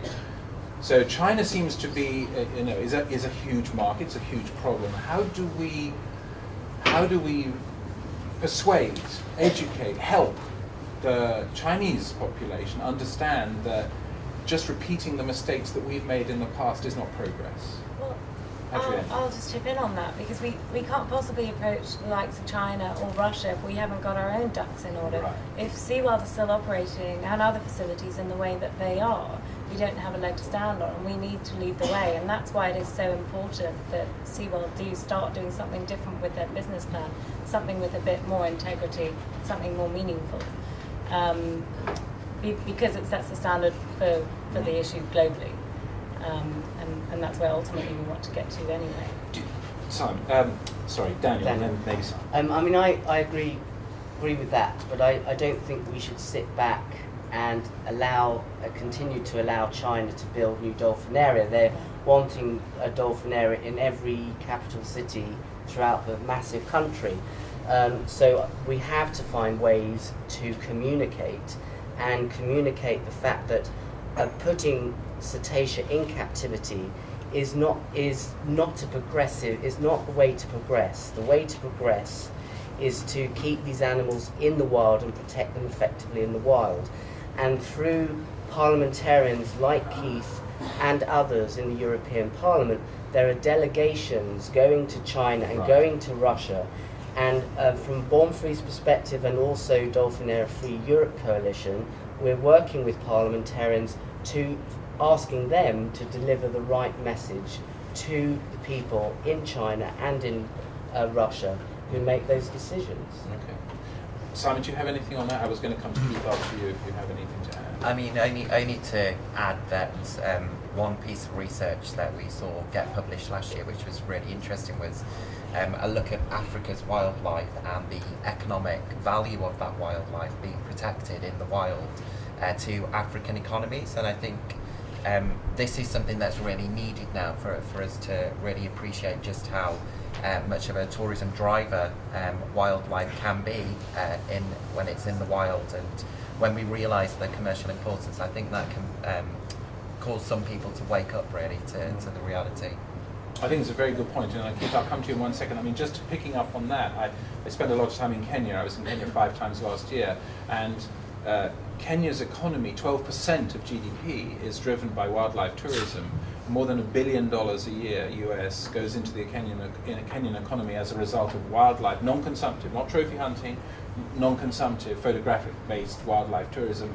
500,000 people are employed in Kenya directly as part of the tourism, even with all the problems that global tourism is facing at the moment. 500,000 people. It's a hugely important part of the economic mix of that particular country, and I could see it applying in many other countries as well. Keith, this point about delegations that go from the EU to China and places such as that, they don't have to do this in India, because India has actually said that they won't allow dolphin area to be built, which is a fantastic statement of intent. But these delegations that go, do they raise these kind of issues? Well, they can do, and certainly when I was in Japan, I was in conversations with the fishery and agriculture minister about the so-called scientific hunting of whales and murder of whales. This is something which is a priority for my political party. Other political parties may be more interested in trade generally, but I think on the point about how do we get that across, I think what we have to do, to follow the example of Kenya, is to say, look, actually there is another way to stimulate trade, stimulate tourism through passive observation of these creatures. We don't actually have to follow the My Little Pony approach of children wanting to meet animals and to stroke their hair or stroke their mane. They've got to understand that it's a different level. It's like getting a dog for the first time. Many children will want to pull and push the dog because they think it's a toy. Children sometimes have to be told that animals are not toys and they need respect. And that is a lesson that goes right from the family onwards. And we need to work on that, to deliver that message. And to work on the travel industry, the tourism, the governments, to encourage that passive tourism which sees animals in the wild, in their natural environment. Which is, and put our investment there. Yes, that's right. So you used an interesting expression there. I'm going to come to you on this, John. Keith said another way. Not the traditional captive exploitation. There is another way of doing it. And I'm just wondering whether, when you look at the big captive institutions in the world and their reluctance when it comes to change, is it fear? Do they not understand that there is an alternative business model that could be based, at least on the next 30 years, of caring for animals that are currently in the captive industry through transitioning to an end of that industry? But it's a 30-year model. No one builds a business model on 30 years anymore. Isn't that enough? Are they afraid? Well, what's so confusing about it is I think there are places, say like we did one interview one time, I forget where it was, but they said, at SeaWorld there is no like Walt Disney. There is no one central figure that was this like incredible mind and imagination and created all these amazing things. That person doesn't exist at SeaWorld, because it is mind-boggling when you think of that this is a failing business model, but yet they refuse to change. So I think a great way to influence other countries is to show, well, why would we do this in our country if your business model failed?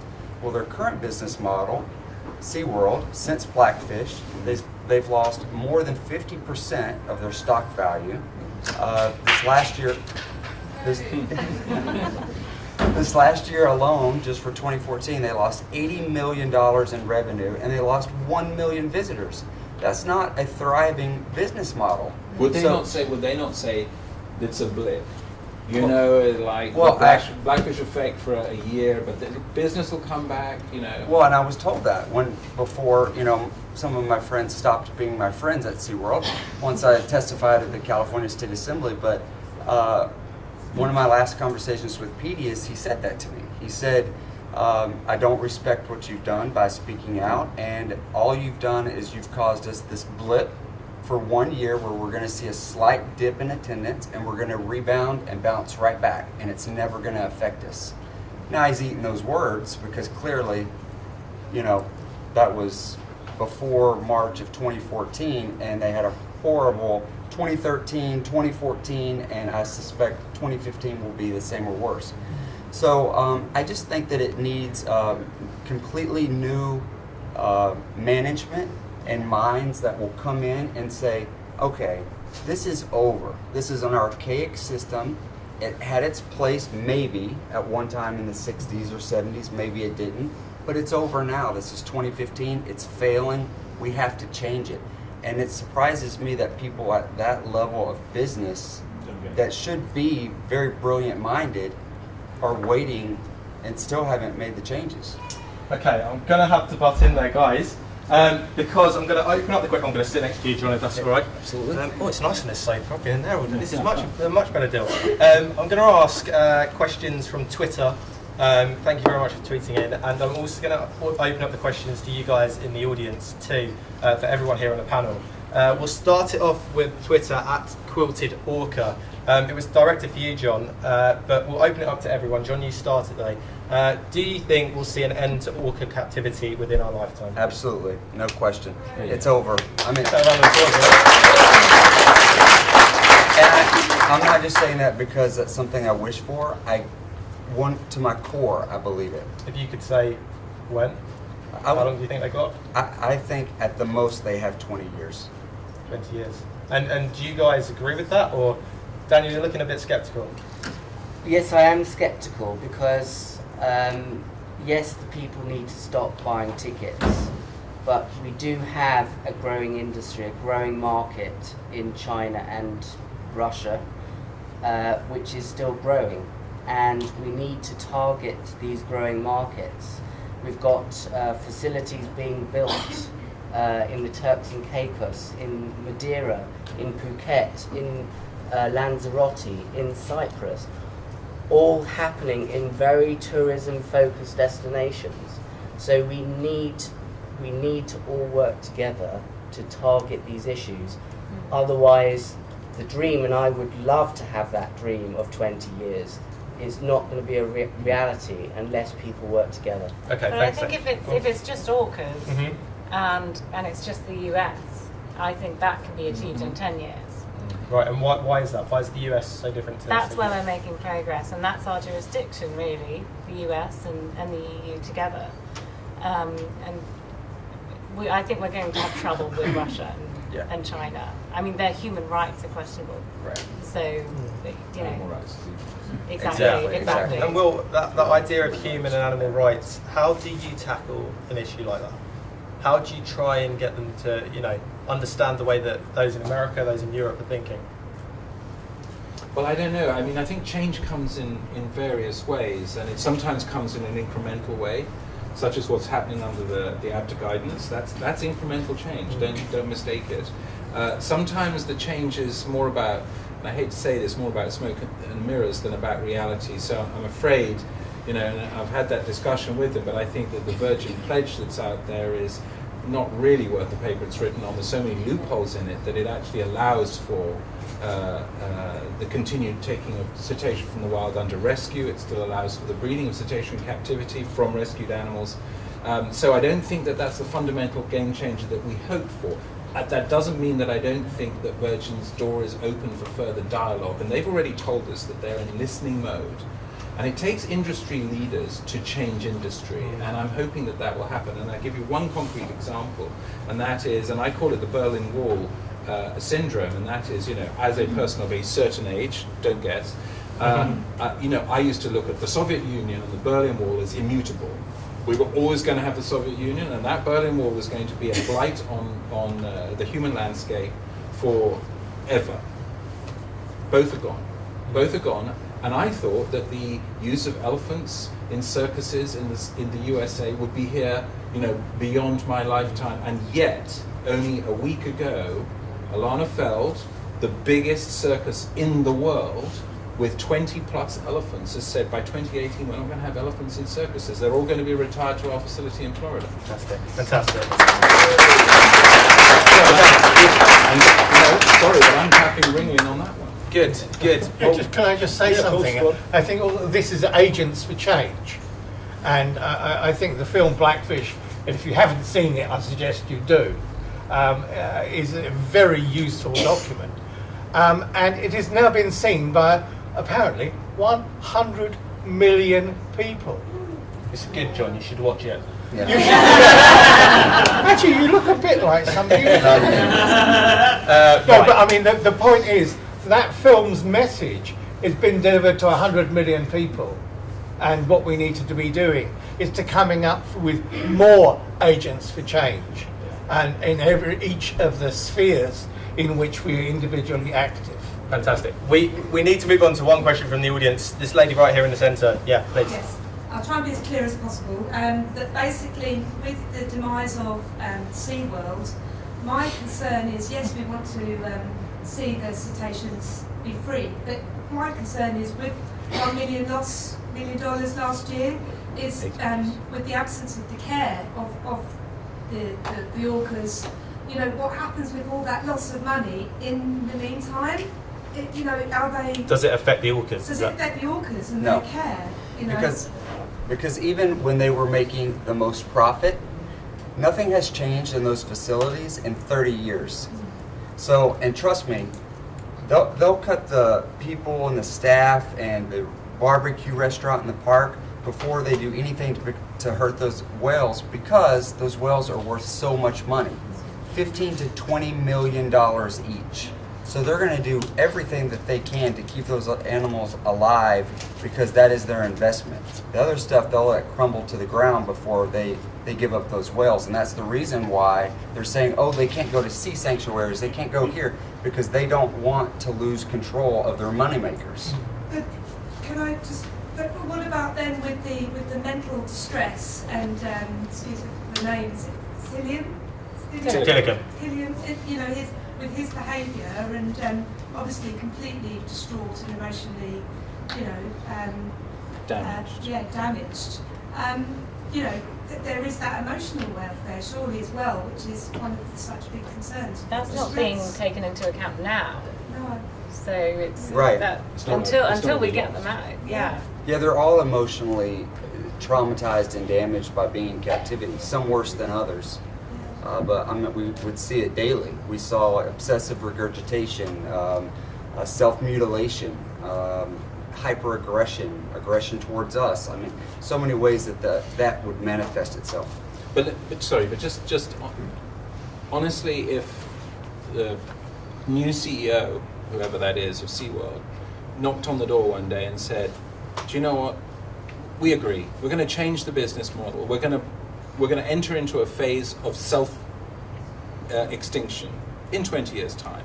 We're going to be releasing animals that can be released. We're going to be taking animals to retirement facilities, highest possible standard that we possibly can. We're going to be educating our consumers. I'll work with SeaWorld. I'll go straight back on the plane with them, and we'll sit down. I'm sure there'll be, all of us will sit down with them and we'll work out how best we can do it to conserve and protect the welfare of those animals, to make sure that they don't suffer, but they actually get a better shot at life for the rest of their lives than they currently You have to stop the breeding program. If you don't stop the breeding program, it's never going to end. And SeaWorld is early, even just in 2013, artificially inseminated an 8-year-old calf, Kalia. That is a kid. In human terms, that would be human trafficking. She's not fully developed until 13 to 15 and could handle that. And they artificially inseminated her at 8 years old. So this is just, they're still doing it. That was right when Blackfish came out in July of 2013, and that's when they AI'd her, was that month. Okay, right, we're going to have to end it there. Give them a massive round of applause, everybody, please. We can continue this discussion for a little while into, we're going to go for a VT videotape right now, and we can continue this discussion then. But thank you to all of you on the panel. Right, earlier we showed you part 1 of my interview with the brilliant Ric O'Barry yesterday. He explained how the issues of Taiji and also about his life in general. Let's see what else Ric had to say about the horrific issues of Taiji in Japan now. But just to explain, so just say it one more time. What is the cove? What goes on? Well, there's a lot. That is really hard to capsulize because there's a lot of going on in that movie. It's about saving the oceans. It's about our relationship with the ocean. It's about mercury contamination, which is a worldwide problem. It's not a Japanese problem. It's a worldwide problem. We know that the dolphins in Taiji are contaminated with mercury, menthol mercury, and PCBs. But guess what? So are the dolphins right off the coast of Brighton here. It's everywhere. It's about that. It's about the capture of dolphins. And the thing I like the most about that movie, because it's been such a useful tool to me, is it's as much about the dolphin captivity issue as it is about the slaughter of dolphins in the cove. That is extremely valuable to me because as soon as people see it, they get it.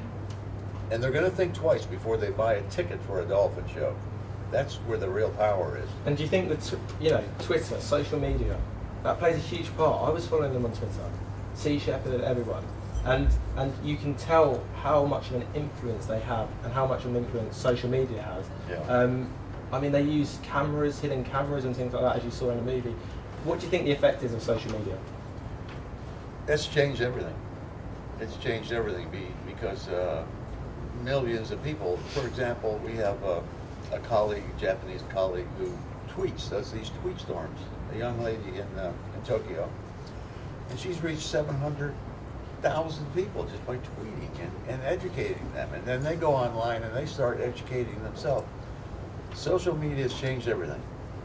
And in terms of the cove, as in the place, in Taiji, do you think, explain to everyone at home how you would describe Taiji. Is there an awareness of what's going on? Taiji's a small town. There's 300 people. There's only about 50 people in that town who are killing the dolphins. Everybody's aware of it, of course.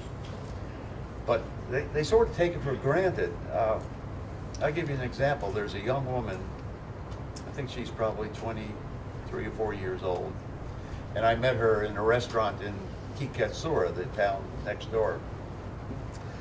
She grew up, she was born and raised in Taiji. When it was time to go to college, she went to UCLA in Los Angeles, University of Southern California. And she was telling me that the story in the restaurant. As she was flying back to Taiji from Los Angeles, she saw the Cove movie for the first time. She knew the details of what's going on in this little town. She never knew that. Wow. That blew me away. How could that be possible? And how many of these dolphins are they taking? Because they're slaughtering hundreds, thousands. Yeah. So how many of that? You've got people that are supposedly trainers that are in the water with them to take to these marine parks. How many are they choosing? Oh, I don't know the exact numbers. Some of our cove monitors are here. They'll remind me in a few minutes how many exactly. I really don't pay too much attention to the details anymore. We're trying to stop. As a whole. And we've come to realize it's really the World Association of Zoos and Aquariums that are responsible for well, they're missing in action. They're supposed to be policing their own industry, and we're there doing their job for them. The capture of the dolphins is the economic underpinning of the slaughter. A dead dolphin in Taiji is worth about $400 or $500. A live dolphin is worth, I know, as much as $154,000 US. I know that because I have the contract from the Ocean World Casino in the Dominican Republic, who paid $154,000 for each of the 12 dolphins they bought. So, it's the capture of dolphins that keep this thing going. So, if you could give a piece of advice right to that camera, because you know how powerful your words can be for people, tell them what to do. Tell them how to stop this. Tell them how they can contribute. Don't buy a ticket for a dolphin show. That sounds very simplistic.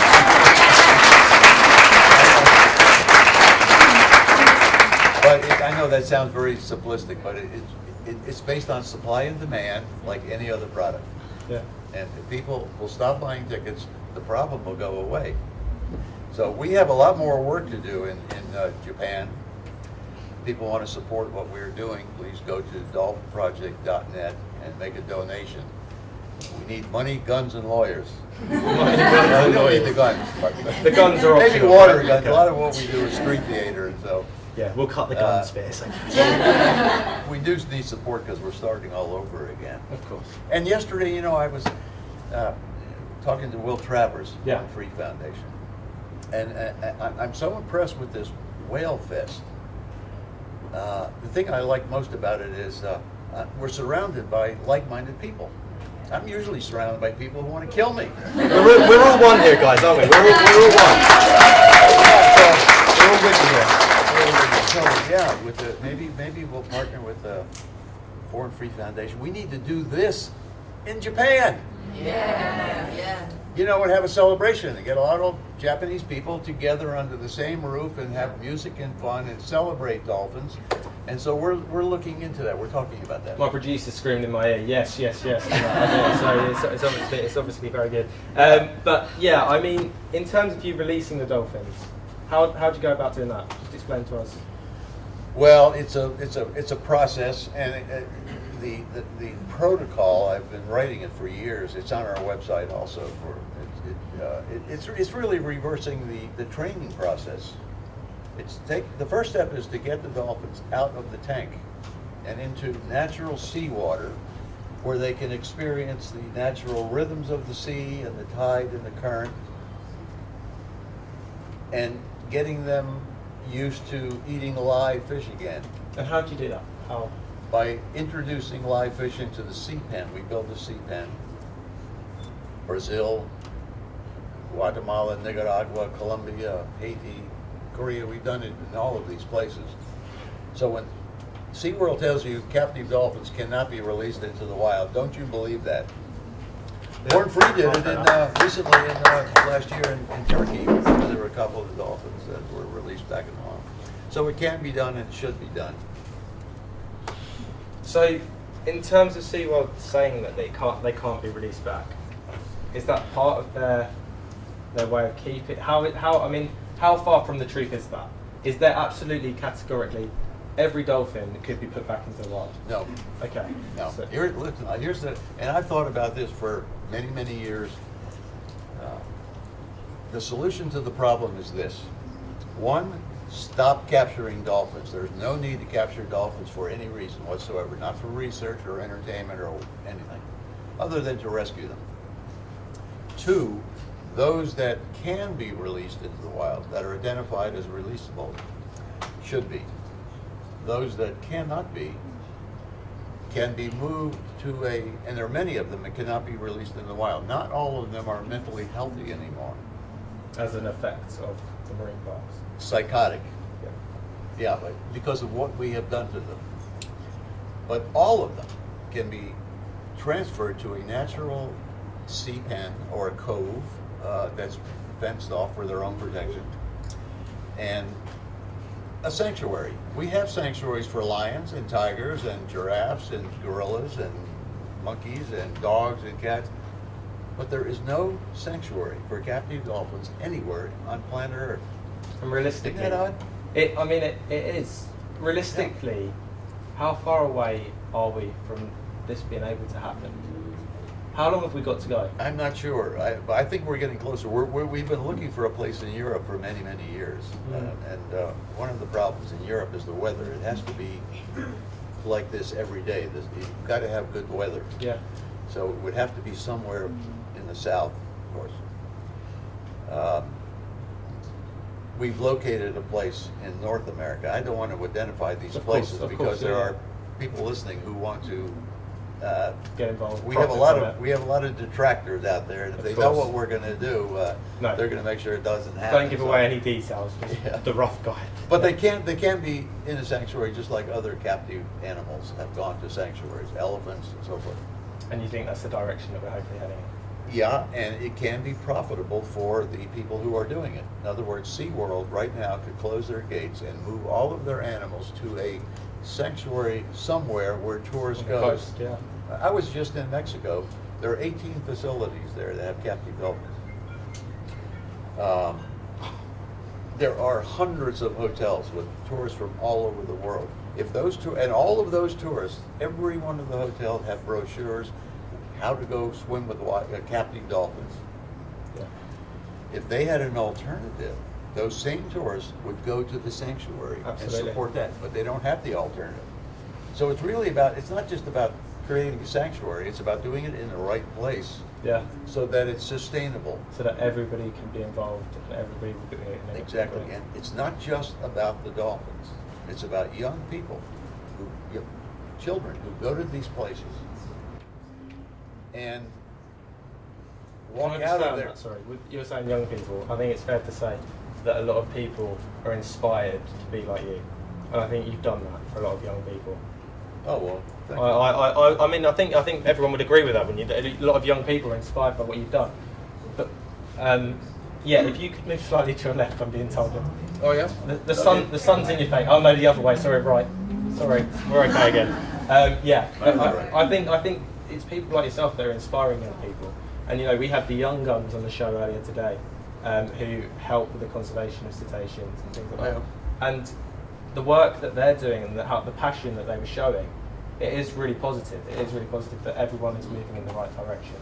But I think we're going to wrap it up now anyway, and we're going to move to some questions from the audience. So I'm sure there's loads of you.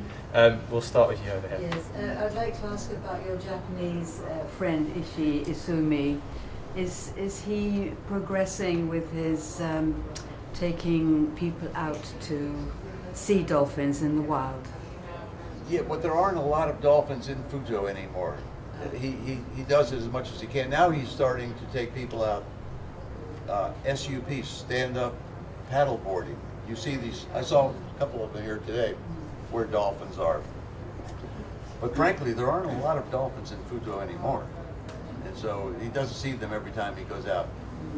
He was going to come here with us today, actually, but we couldn't afford it. We just don't have the money that we had. But he's progressing. Yeah, he's doing fine. Good, good. I was at his home for New Year's. Yes. And I was wondering, how can we persuade the Japanese government to shut this operation down?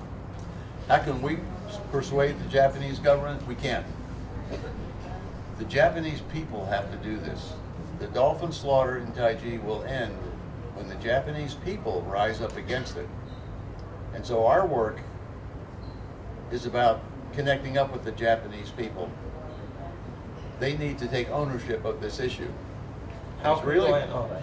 Well, it's really important that the Japanese activists are able to come to Taiji, and it's really hard for them to do that now because they get lumped in with the Western anti-whaling movement.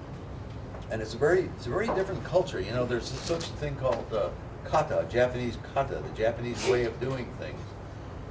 You don't criticize the government. You don't take sides with the Westerners. And so that's one problem. There are many problems, many reasons why they can't come there. So we have to make, our work is about making it easier for them to come there and take over. Okay, all right. We'll do one last question. Yes, to the lady here. I just wondered, I think I read somewhere on your website about a sea pen in development in Indonesia. Yeah, Central Java. And if so, how is that going? It's going very well. Well, I say very well. It's very slow. It's a slow process. But my son Lincoln and a team of Dolphin Project people built a sea pen. I would say it's about 3 or 4 times the size of this room. Quite large.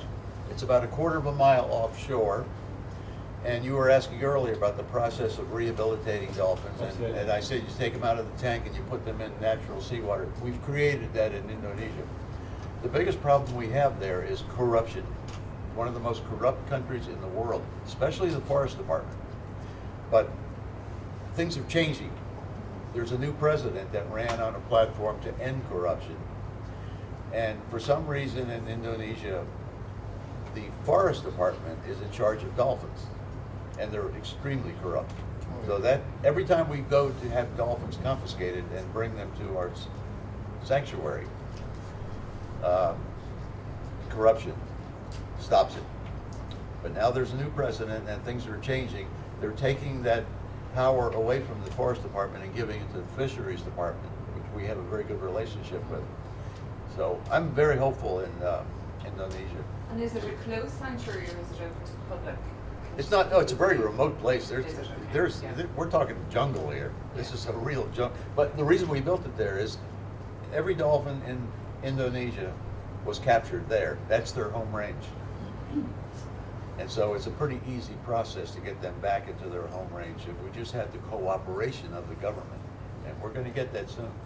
Okay, Rick, we are going to have to end it there, but please give the biggest round of applause.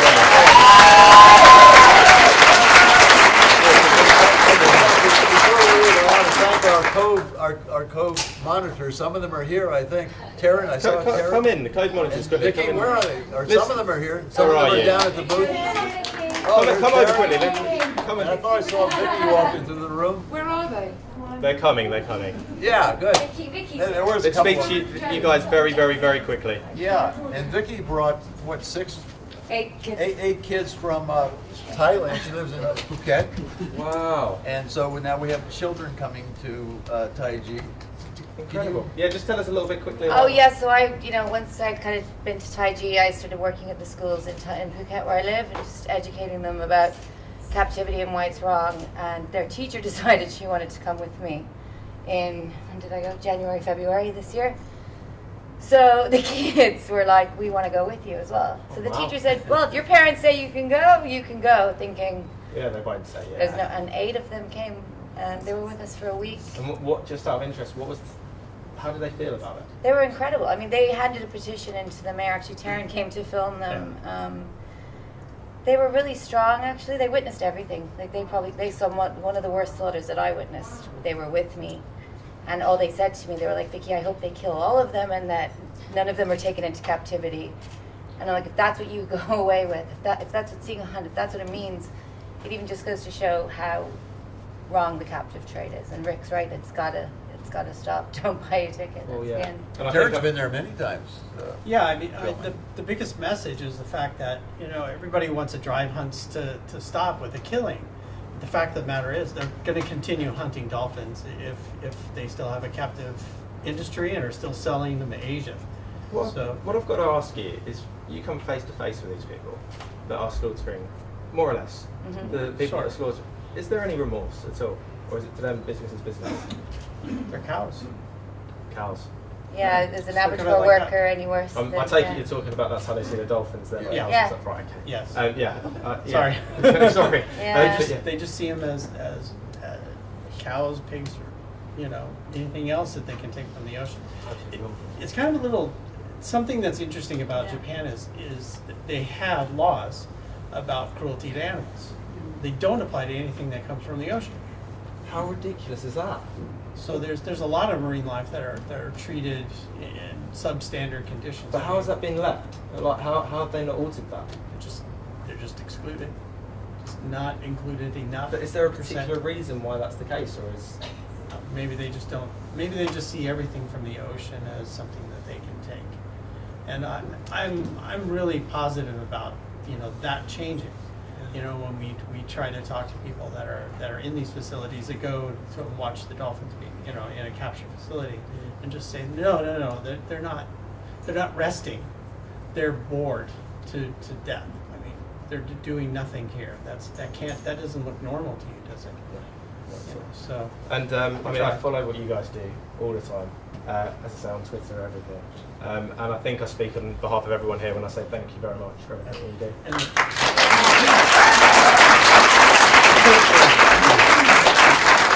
The kids were absolutely amazing. They shocked me at how they were interested in seeing what was happening. Yeah. And I know you gotta go, but no, carry on. And she was just a huge trooper with them. And my part was at the very end, but they took it very well. They knew what was happening. I even asked them several times, do you know what's happening underneath the tarps and stuff? So they understood what was happening. In fact, in a couple of cases, I said, well, what should we post as to what's happening? So they actually came up with a couple of things that we posted. Well, so they were involved. If you want to be a cove monitor, you go to dolphinproject.net, is that correct? That's correct. So that is vital. If you want to be a cove monitor, then go to dolphinproject.net and you can help out too. Guys, I've got to wrap it up here, but absolutely amazing. Thank you so much for being here.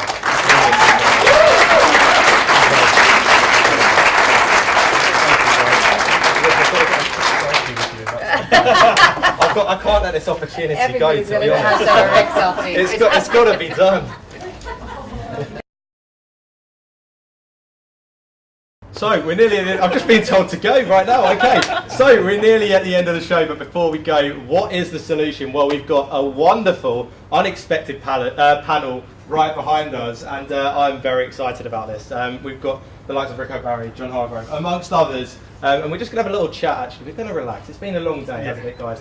And we're going to just talk about how it's been at WhaleFest and experiences in the past and what is the solution. So please give a big round of applause for our panel, everybody.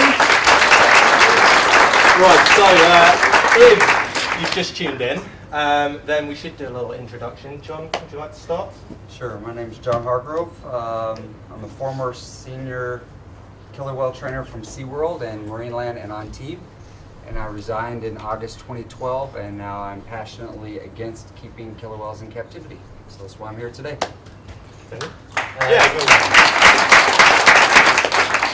Daniel Turner from the Born Free Foundation. I'm the programs manager on captive wild animal issues, and I'm also the captivity chair of the World Cetacean Alliance. I'm Adrienne Mondell. I'm a former SeaWorld and Virgin employee, and I'm passionately fighting for sea pens so that we can fix this issue for good. Hi, I'm Ric O'Barry, and like John, I'm a recovering dolphin trainer. And you can learn more about what we do at dolphinproject.net. While you're there, please sign the petition. We have almost 1 million now. We're going to be taking to Washington, D.C. and also to Tokyo in August to Ambassador Kennedy. So sign the petition and dolphinproject.net. That's correct. Thank you. That's yeah, right, there's yeah. a lot of confusion about That's that. right. .net. Remember that. Not .com. Okay. Well, no, .com works too. .org doesn't. Okay. .net or .com. Choice. I'm Rosina Liskan. I am representing the Free Morgan Foundation, fighting for Orca Morgan's freedom. Great. And I'm also a member of the World Cetacean Alliance and the Dolphinario Free Europe.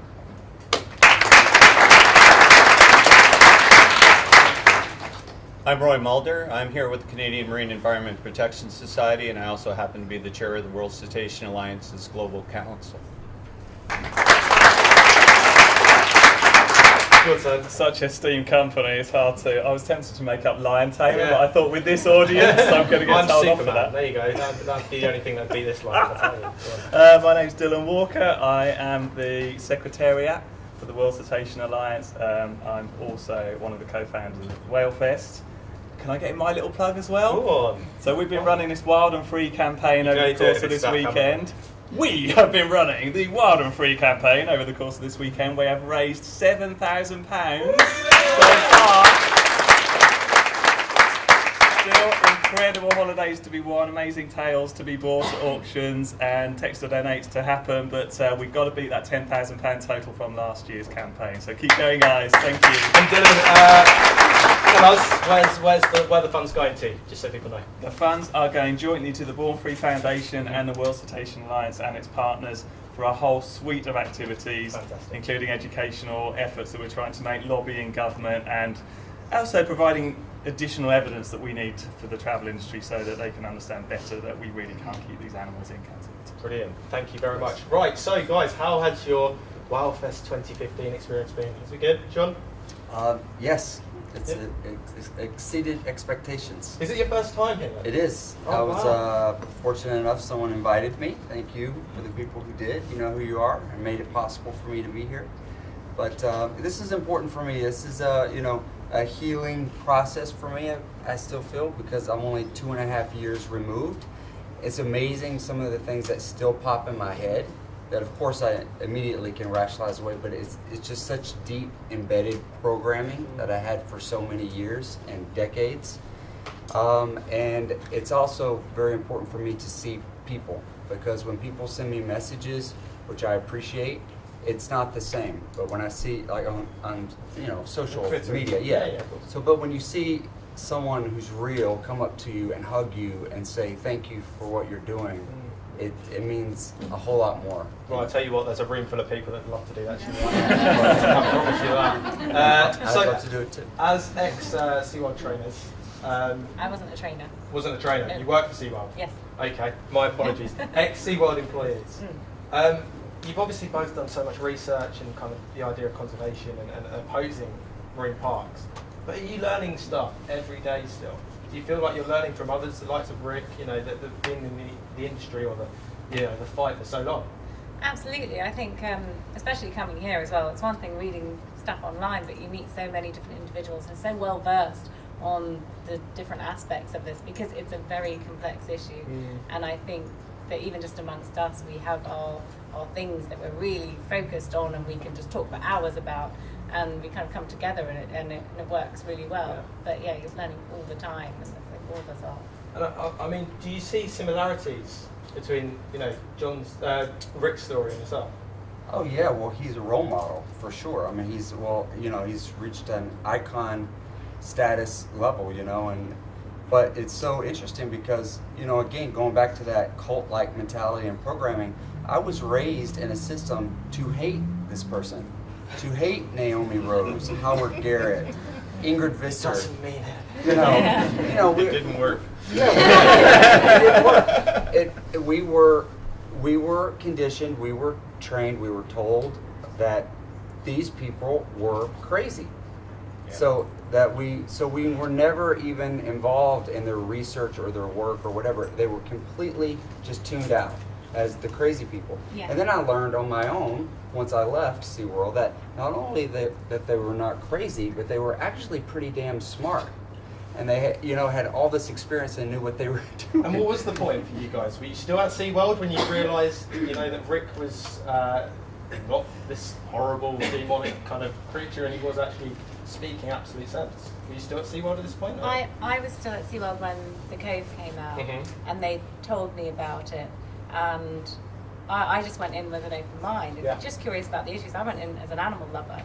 I watched The Cove, and going back into work the next day was different. Here's my resignation. Yeah, I was like, what, really? And I mean, I never questioned any of the facts in that. Yeah, I think that was the first kind of twigging of it, that, hang on a minute, this all looks really official and it all seems really nice and smiley, but actually it's quite sinister. Yeah, and Ric, being at an event like this, WhaleFest, how does it make you feel? I mean, you're so inspirational for many people in this audience right now. How does it make you feel coming to a place like this and people telling you that and you seeing progress and the vision for the future? Coming to WhaleFest, yeah, it's being in the presence of so many like-minded people, to me, is a really big deal. It's like recharging my battery, exhaling. I'm usually surrounded by people who want to kill me, like in Tai Chi. So being around so many people that are like-minded, it's a wonderful, wonderful thing. And the thing I'm taking away from this is we need to do this in Tokyo. We do. Yeah, and get a lot of young Japanese people in the room with music and not, you know, pointing the finger at them, but celebrating dolphins and whales. They'll do that. We can actually, help you we with did that. We'll Yeah, do. Well, we can help you with that. That's we cool. did that once in the Dolphin Project. Did this 1976. It was called Japan Celebrates the Dolphin and Whale, and mainly music concerts for 3 days. But we had a lot of booths like this too, and all the Japanese environmental groups were there. Jackson Brown, Governor Brown came, all the big Japanese groups, Warren Zevon, it went on, and they have 30,000 young Japanese people, you know, in the same room with dolphins and whales. You know, I'm just reminded we need to do this in Tokyo again. And I mean, you said we can do that. Is this something that you guys, I mean, and the World Cetacean Alliance, is this something that you guys would kind of have in your mind that you'd like to do at some point? But, I mean, Roy will have his own view, and Ric knows, for example, the Japanese culture well. I don't know it at all. I think my experience is around the world, in places, in whaling countries in Europe, for example, like in the Faroe Islands and Iceland and Norway. You really, really have to try and understand local cultures.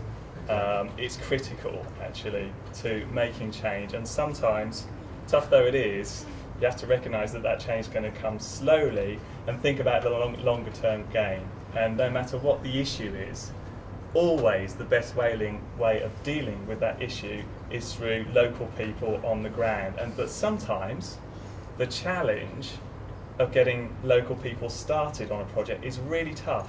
And the problem that I believe we've had in the past, and we kind of continue to have, is that the campaigning organisations working on these issues, it is very difficult for them to commit long-term funds because they get their funds from their supporters and their funders seeing results. So it's a little bit like governments, we have to see some short-term gain. It's very difficult to go to a non-profit organisation and say, can we run this project over 20 years, but you're not going to see any results for 10. So, and that's sometimes what you have to do to achieve change on a cultural level. But I think the positivity is just such a key. I haven't come across an issue yet that can't be solved long-term or short-term, depending on the issue, by taking the positive approach and celebrating these animals, because that's how you bring the next generation. Nothing's impossible at all. And Daniel, I mean, that idea of kind of dealing with people's culture and having to tackle that, Born Free, do they have to experience different people's cultures and how to tackle that? Is that something that you guys would do? Well, yeah, we're an international wildlife charity, so we work on both conservation and welfare issues in all countries of the globe. And just something that we did last week in Brussels, we had Keith Taylor on here before, but we launched the Dolphin Area Free Europe Coalition last week. We have 19 members from 11 countries. So this helps us to understand the different cultures by bringing people on board from those countries who are then able, taking the information that we've agreed upon, taking that message to their governments in their language and engaging with the people that they know how to read their culture and so on. So it's really important that we have events like WhaleFest that bring all these people together from all over the world. We have a similar goal. Yeah. We all know each other through mainly emails, and it's like these events we get to see what each other look like, but it's through these events that we're able to talk and construct some strategies, and then when we go home we deliver them. This is a paving stone on that road of change, because things like WhaleFest bring people together under the same roof, and that's what we need. We need to continue, Dylan, every year. And the captivity issue, whilst it is a focus this year, and it's great that it is a focus this year, it can't go away next year. I know there are other things, but we still need to bang that drum of anti-captivity. I'd love to go over to the Free Morgan Foundation in a second and talk about that. On that point, it's something that will keep coming, and it's something that won't go away, and we will be here continuously. As long as you guys in the audience, you guys at home are here, I don't think this will ever die down. I think they've got, the likes of SeaWorld, the likes of these marine parks, have got a big fight on their hands, and I think it's something that they can't win. Let's talk about Free Morgan. How is that going? Tell the audience at home what it's about. Well, the story about Orca Morgan is Morgan was found swimming off the Dutch coast.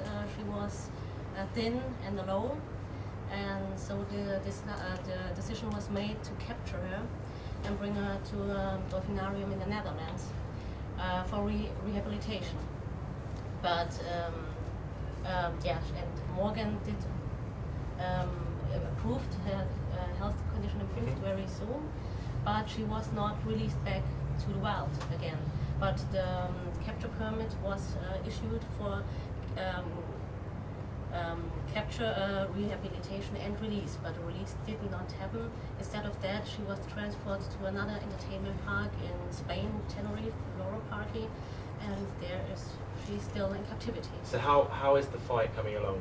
So we had several court cases in the Netherlands already, and at the moment the state is, lower parties is sued because it's a sue.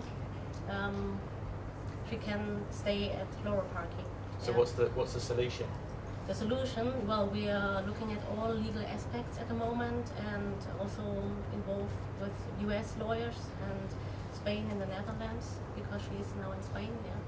And yeah, we will keep fighting for her. And please don't stop. What can people do to help your cause? Well, events like WhaleFest, of course, are very helpful. So we could talk with a lot of people at WhaleFest and raise awareness about Morgan's story. And I think it's really, for me, Morgan is the poster child of everything what's going on in this business, because she was meant to be released back to the wild. And they came up with several excuses why this is not possible. But they know she's worth so much money, and that's the reason why they still keep her in captivity. Okay. I would take your point, but we just need to move on, if that's all right, John. Go ahead. Roy, what is the solution as a whole for captivity? What's the future? Well, I think the solution is to get all of us together in one room and start working in the same direction, and that's what's happening with World Cetacean Alliance. I think we've done a good job of it. If you walk on that floor out there in WhaleFest and see all the people who've joined us at WCA, and you start realizing that we're all singing the same song together, and we've got a much bigger voice together than we ever will separately. We've been challenged by being small organizations and being little voices in pockets in the wilderness. Now we're all talking together. We have teleconferences all over the world. It was very difficult logistically for us to communicate with each other on a regular basis, but we've found ways given new technology. And I think that that's the solution. We need more people to join WCA. We take individual members also. So if anybody wants to join us, we'd love to have you. Would anyone like to join us and join them in the audience? Go on, give us a big shout if you'd like to be involved. There we go. Thank you. Yeah. Go on, sorry, Well, one point. I just want to add, of course, we have a release plan for Morgan.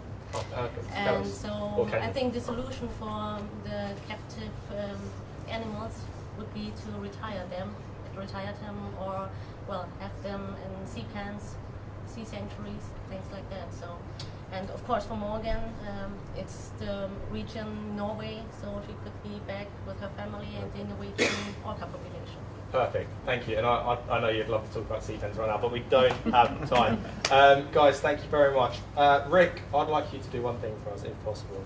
Tell the guys at home, right in that camera, what they can do to help this cause, and what is the future. Well, the main thing is don't buy a ticket for a dolphin show.